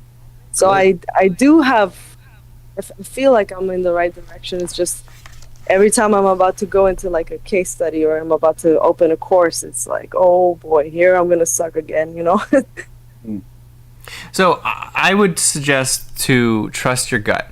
If you feel like you want to do this, you need this in your life, it'll be beneficial, and the only thing stopping you is fear, then I would say don't let fear stop you. Yeah. Battle through it. But if your gut says, I don't want this, I don't need this, then don't do it. Like, just trust your gut. If you would really just prefer to paint. What's that? There's really no going back from where I am now, I think, for the moment. Okay. but still, I mean, you have access to the internet. Yeah. So if you feel like you don't need digital stuff in your life, you want to just paint in oils there in Costa Rica, then trust your gut and say, okay, I don't need it, I'm not going to waste my time on it. Yeah. But if it's fear that's stopping you from doing it, I don't think that's a good reason. Yeah, embrace it. Yes. I will. Cool. All right, well, thank you, Stephanie. Thanks, you guys so much. Thank you. You're welcome. Bye. All right, next up is Peter. What up, Peter? Peter Pachevsky? All 3D? right, so I just had to mute the live stream. Okay, thank you. Interfere. I hope my audio is good. It's very. Yeah, you're coming in through great. Yeah. All right, perfect. Let me just go and grab the question real quick. Okay. So, what advice would you give to someone who's struggling to balance out client work with personal work? So, I'm a 3D artist trying to get into a video game studio, and to do that, I have to work on my portfolio. But I struggle to find the time, and the jobs I do on the side as a freelancer, they're either like under NDA and I can't really put the work I do for those clients on my portfolio, or those art pieces are not really connected directly to what I want to do or love to do. It's kind of like odd freelance jobs, you know, and or some of them are very simple and not ambitious enough to show that, okay, I'm at that next level, and I can't really put those either on my portfolio. So I'm kind of stuck right now where my career kind of has trouble advancing because of this. So that's kind of my problem right now. If you can share any words of wisdom. You've done a very good job of clarifying the issue. I mean, you understand the problem. Yeah. I'm just sorry. I don't know. I don't have an answer for. I don't know that I have an answer for. All right. See you later, man. I really do understand what you're saying. Yeah, it's a tricky situation.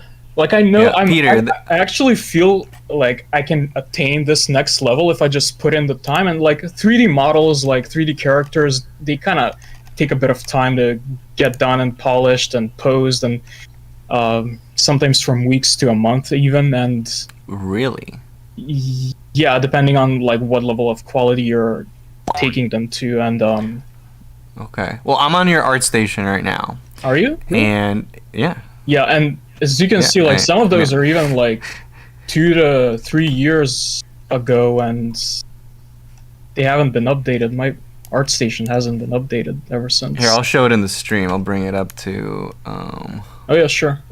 Oh, jeez, hold on. Damn, you're there. quick. You found out my ArtStation. There, this is yours, right? This is your stuff. I guess you Dan's that way. you have to look at the stream, but You can't even get into your bank account. I trust you. oh yeah, I you watch trust out, man. I will hack your stuff. I trust you're on the right. I just found you, dude. You literally put your first and last name in your username on Discord. It's the exact same username as on your ArtStation. Yeah, and that's good, right? That's good. But okay, so this stuff that you got here, like the Spyro, like let me click on this, dude. Yeah. This little character. You're saying this can take you weeks or months? You're talking about Spyro?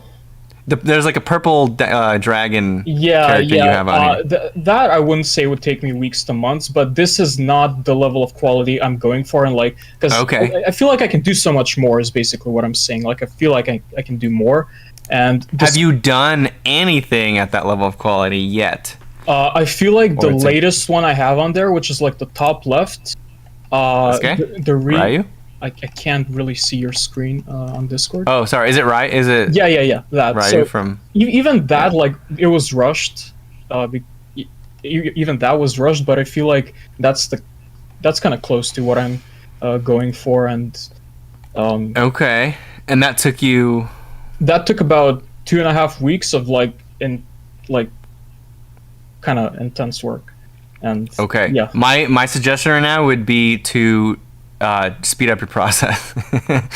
Honestly, you should be able to do this much faster, and I think you could do exercises that will just speed up your workflow. Ask colleagues, ask professionals, what can I do to get quicker?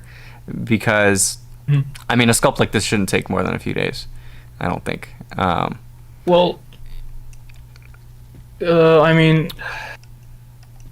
It's not just a sculpt. It's also like having to make it game ready, and Oh, is it rigged? Oh, I guess. You did. You rigged it. That's okay. I see what you're saying. It's rigged, but okay. I mean, I guess it depends on how. I guess there's always ways to speed up the process. Yeah. Well, in your portfolio, what are you trying to get a job as? A sculptor, a rigger? 3D character artist. Primarily as a modeler and texture artist. That's usually what goes into 3D characters. And yeah, then you can just do more. You try to speed up your process of modeling and get more detailed models out. Don't have to get them rig ready. Just show that you're really good at modeling. And there's some time saved for you. If you're looking for time, focus on the things that you really are trying to show off in your portfolio and not on anything else at this moment. See. Yeah.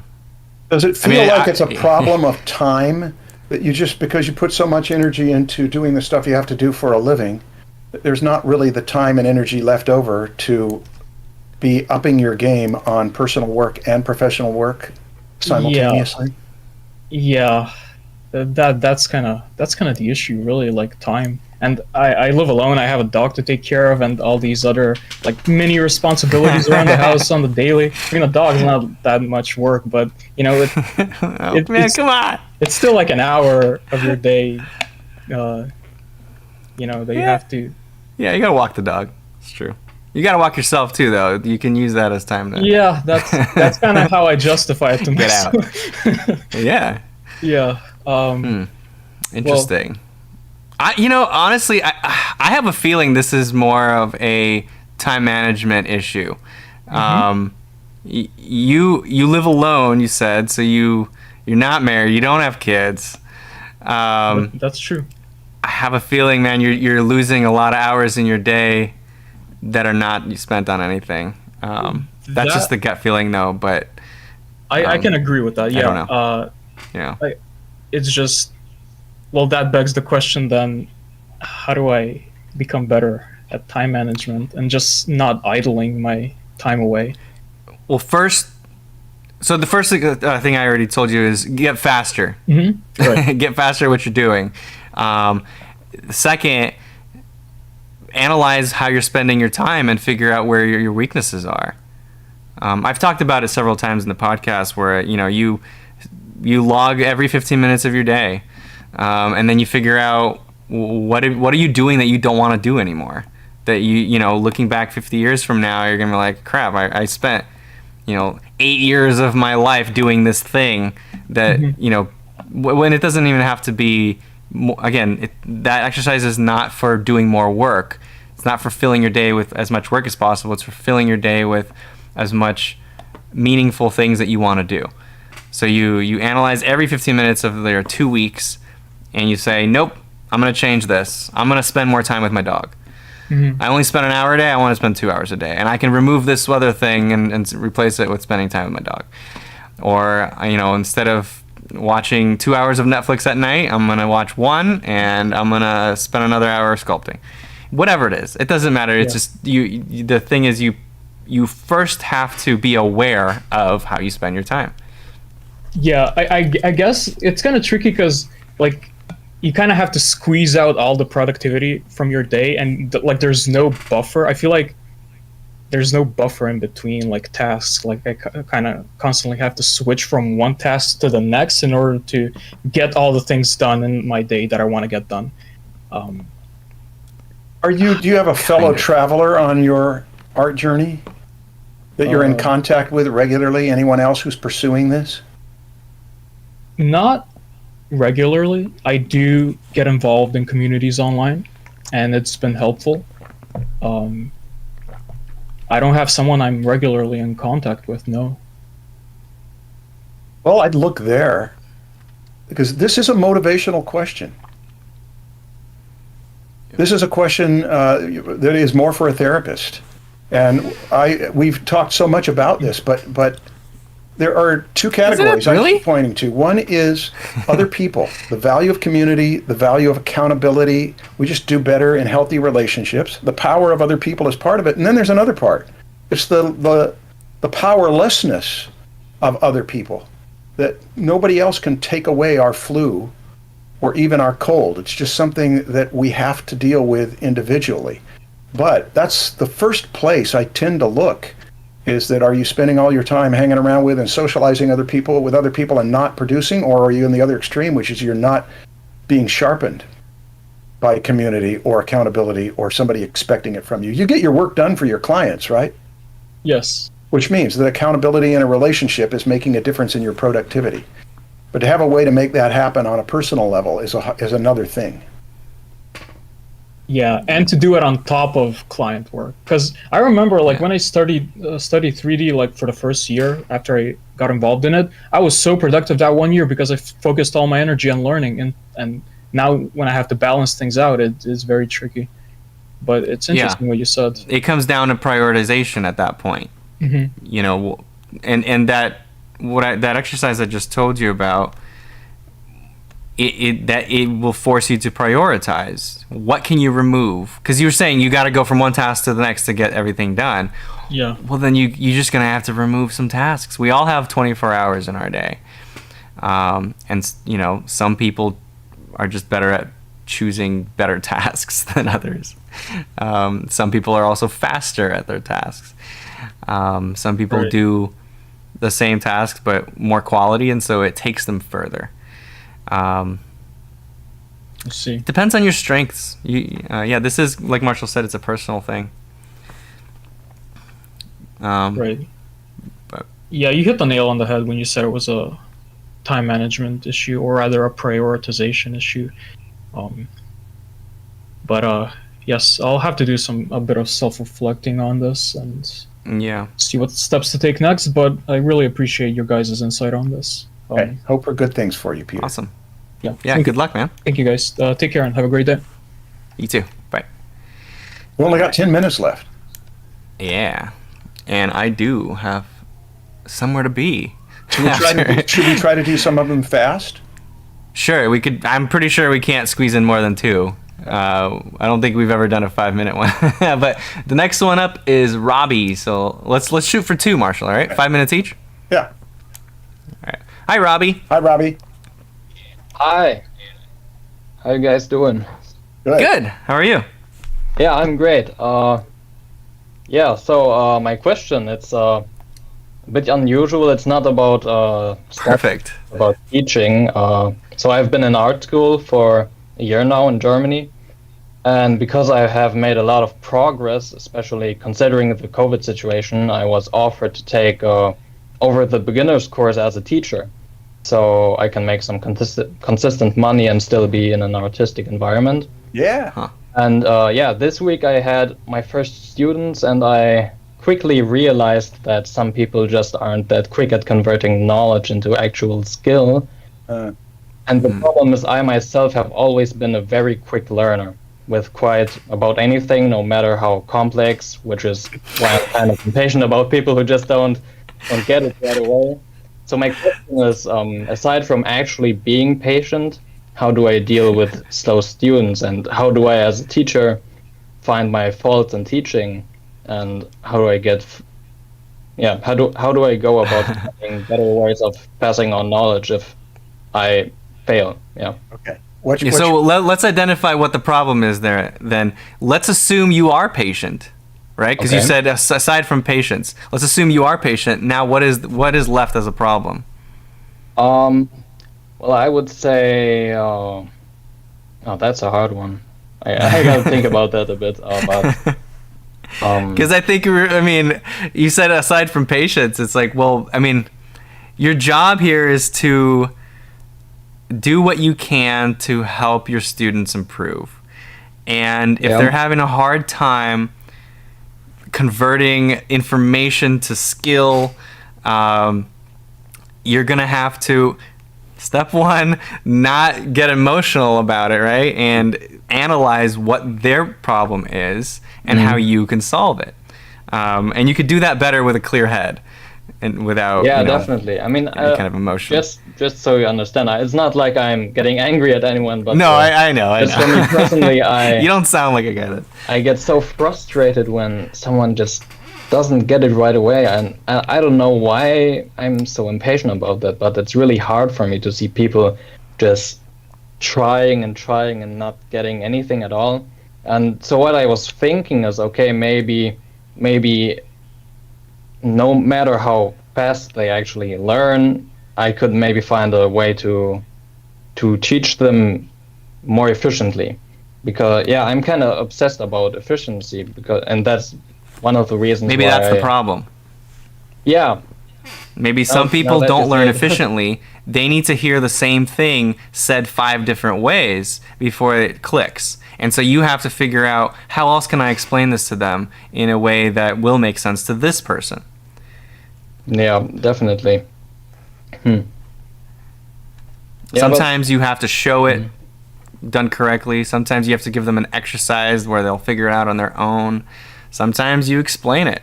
It can be done in many different ways, but your job is to analyze the person, see how, make an observation and a guess at how you think it's going to work for this person. And if it doesn't, you try another way. But the frustration will also get in the way. So you got to maybe step outside, take a breather, and then come back in. If this is in person, come back in with a clear mind. Yeah. Definitely. I've been wondering because so I until now I have been kind of just copying what my teachers have kind of taught me, and I realized, okay, usually that kind of works, and it's not like my students are like stupid or something, but they just need the time. And so I was thinking, okay, if I wanted to find a way to how would you say, if I wanted them to find a easy way to understand something, like for example, let's say one way books usually explain or show people what they mean is by using analogies, and that is something that I have kind of tried to stick to, and I was just wondering, okay, do you have some other ways of passing on knowledge, or Yeah, you can. Yeah. You'll find a whole list of them. Just the study of pedagogy is the study of how we teach, and how we teach well. And analogies are very valuable ones and old ones. But there's demonstration, there's theory to practice, there's the exercises that have to be done. There's taking it in bits at a time, one step at a time, rather than lambasting a student. That's a whole field in itself.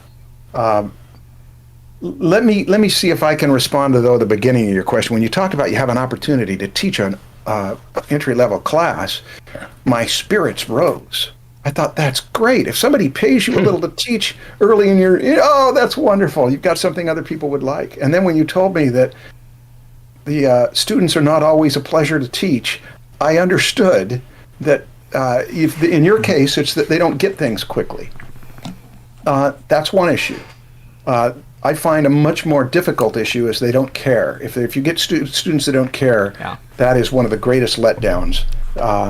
But here's the thing, Robbie. This is a test for you. This is a test to see whether you want to take on the job of teaching. Some of the best artists I have ever known have no interest in teaching. Most of them have done it, but I've heard them say, nah, just not interested in it.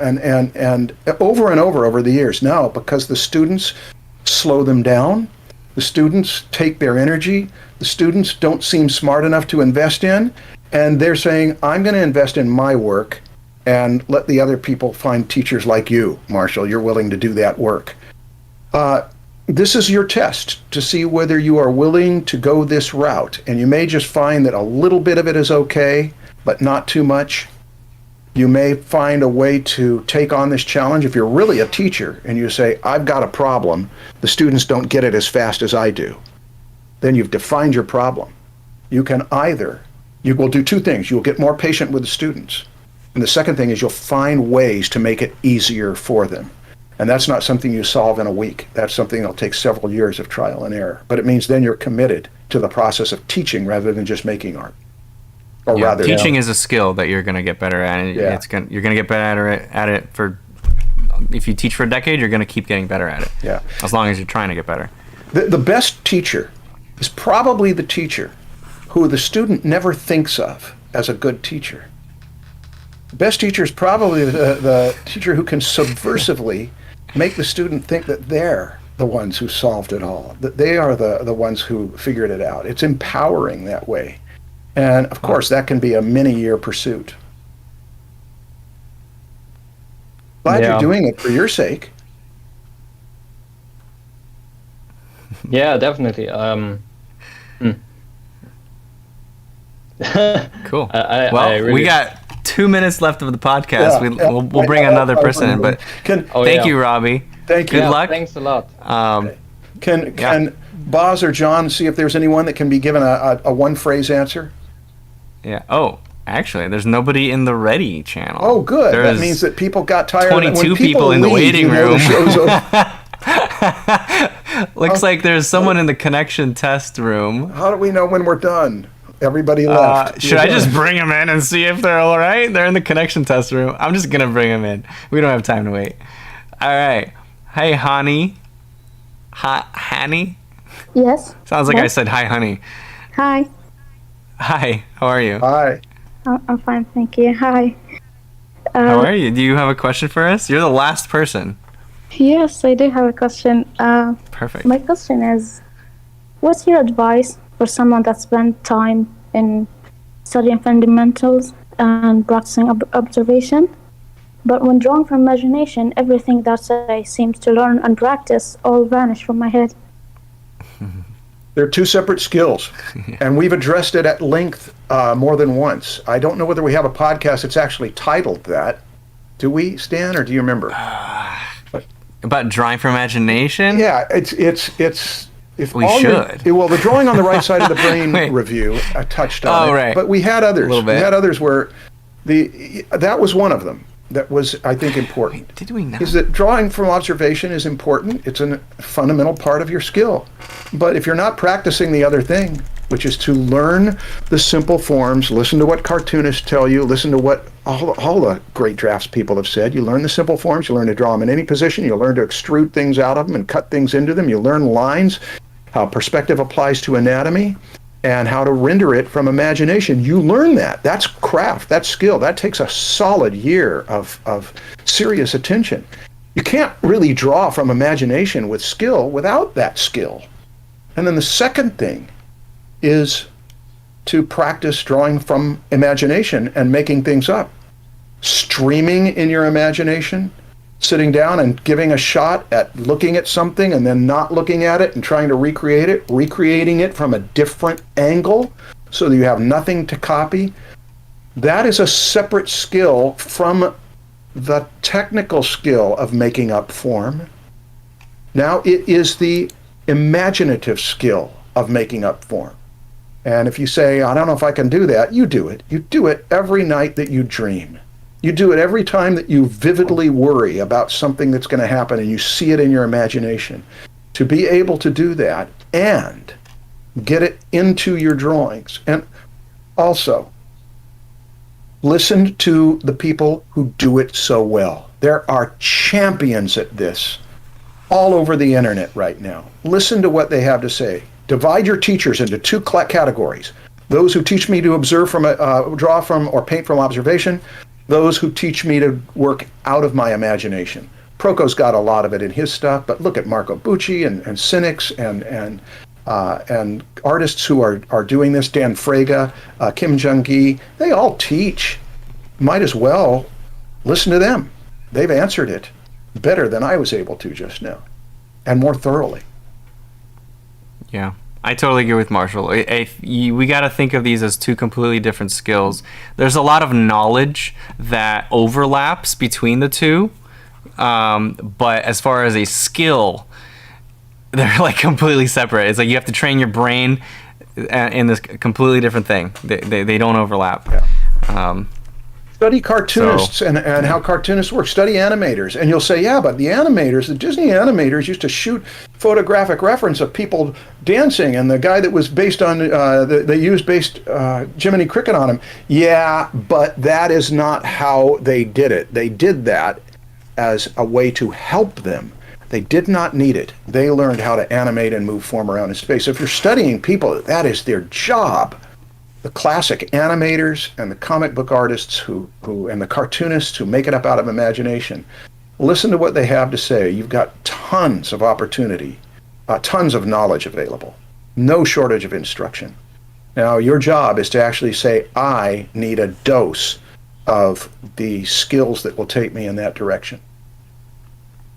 I hope that helps. Honey, you should make sure you have a sketchbook. If you really want to get good at drawing from imagination, always carry your sketchbook with you wherever you go, and anytime you're waiting for something, you just pull that out. Even if it's 5 minutes, you do a simple drawing from imagination.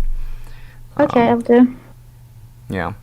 Any kind of mileage you can get, any kind of experience you can inject into your day of making your brain think about imagining something and then sending that signal into your hand to execute on whatever is in your brain. That's going to be very useful as much as you can, because it's like training a muscle. You just have to keep doing it. Okay, thank you. Yeah, sorry to end this with a plug, but take one of my classes. Marshall. I mean, we're going to do 12 weeks of lessons from Bridgman. A good deal. Bridgman stuff is all about drawing from imagination. Do you think any of those figures in the Bridgman book are the way the model looked? I mean, he used models, but he made them up and made them up and made them up, and he was a huge influence on comic book illustrators. Changing things from reference is different from drawing from imagination. Yeah, but he's doing a ton of what he's doing is from imagination. I mean, nobody struck some of those. Little bit, kind of. No, I don't know. I don't see that, because like I'm pretty good at looking at a figure and reconstructing it out of like, you know, basic forms or whatever that Bridgman can do, right? Yeah. But if you take that figure away and you say, now draw something completely different, I struggle with that way more. But that's because your training has been very much from observation. But look at Frank Frazetta. Right. Frank Frazetta didn't need to use models at all. He was incredible at making things up. Yeah, but that's what I'm saying. Is I'm not necessarily drawing the exact person from reference. Right. I could look at the person and then modify it to something different. Yeah. But as long as I got a starting point, that helps me a lot. Sure it does. That's why people have wood mannequins around. But I have a feeling Frazetta would have said wood mannequins. Okay. And Frazetta got a lot of what he got from just understanding how Bridgman has these chunks of concrete, a few shapes that are chunks of concrete. Can you draw those out of imagination and put them together and then imagine what it would feel like to be in a body in that position? Anyway, yeah, you've got no shortage of resources. If you want some community and you want me teaching some of those lessons, you've got access to me starting in a week and a half. Go to my website, martialart.com, and I'll see if I can help. I mean, I'm not going to give you a lot of personal attention because there's a lot of people in there, but you will see people get personal attention on the things they're working for. That's one of them. Okay, I will sign to your Marshall. You're welcome. Thank you. Well, thank you very much. Well, Stan, did we go overtime? Are we okay? Yeah. We aren't violating anybody's schedule by doing this? No, I just gotta speed home. Anything we missed? Anything we should say in saying goodbye? How many people were here? What do you mean? How many people did we answer? Yeah, no, how many people were actually attending this? I have not seen any chat or any feedback or anything. All I've seen, I haven't even seen you. Oh, here, let me see if I can turn my camera on in Discord. I mean, they could see me, so it doesn't matter. We're leaving now. The camera's not turning on. No, it's not turning on. Because it's going into OBS. They're very happy with what they got as far as your count. All right, well, anyway, I don't think this matters, man. Okay. You're just trying to keep me longer? Yeah, I'm figuring that the more I can delay you, the more power I have in your life. Okay, thank you, everybody. It was good to be here with you live. Hope you're enjoying Lightbox and that you're getting lots of resources to be a better artist and a professional, if that's what you're seeking. Yep. See you guys. Thank you very much for your questions. These are enjoyable. They're more enjoyable than the voicemails. So yeah, I like it. It was fun talking to you guys. It is. Glad to hear the voices behind the cameras. Okay. Or in front of the cameras. Or around the world. Are we? We're in front, behind the cameras. Yes. On the other side. Behind the screens. Yeah. The connections worldwide.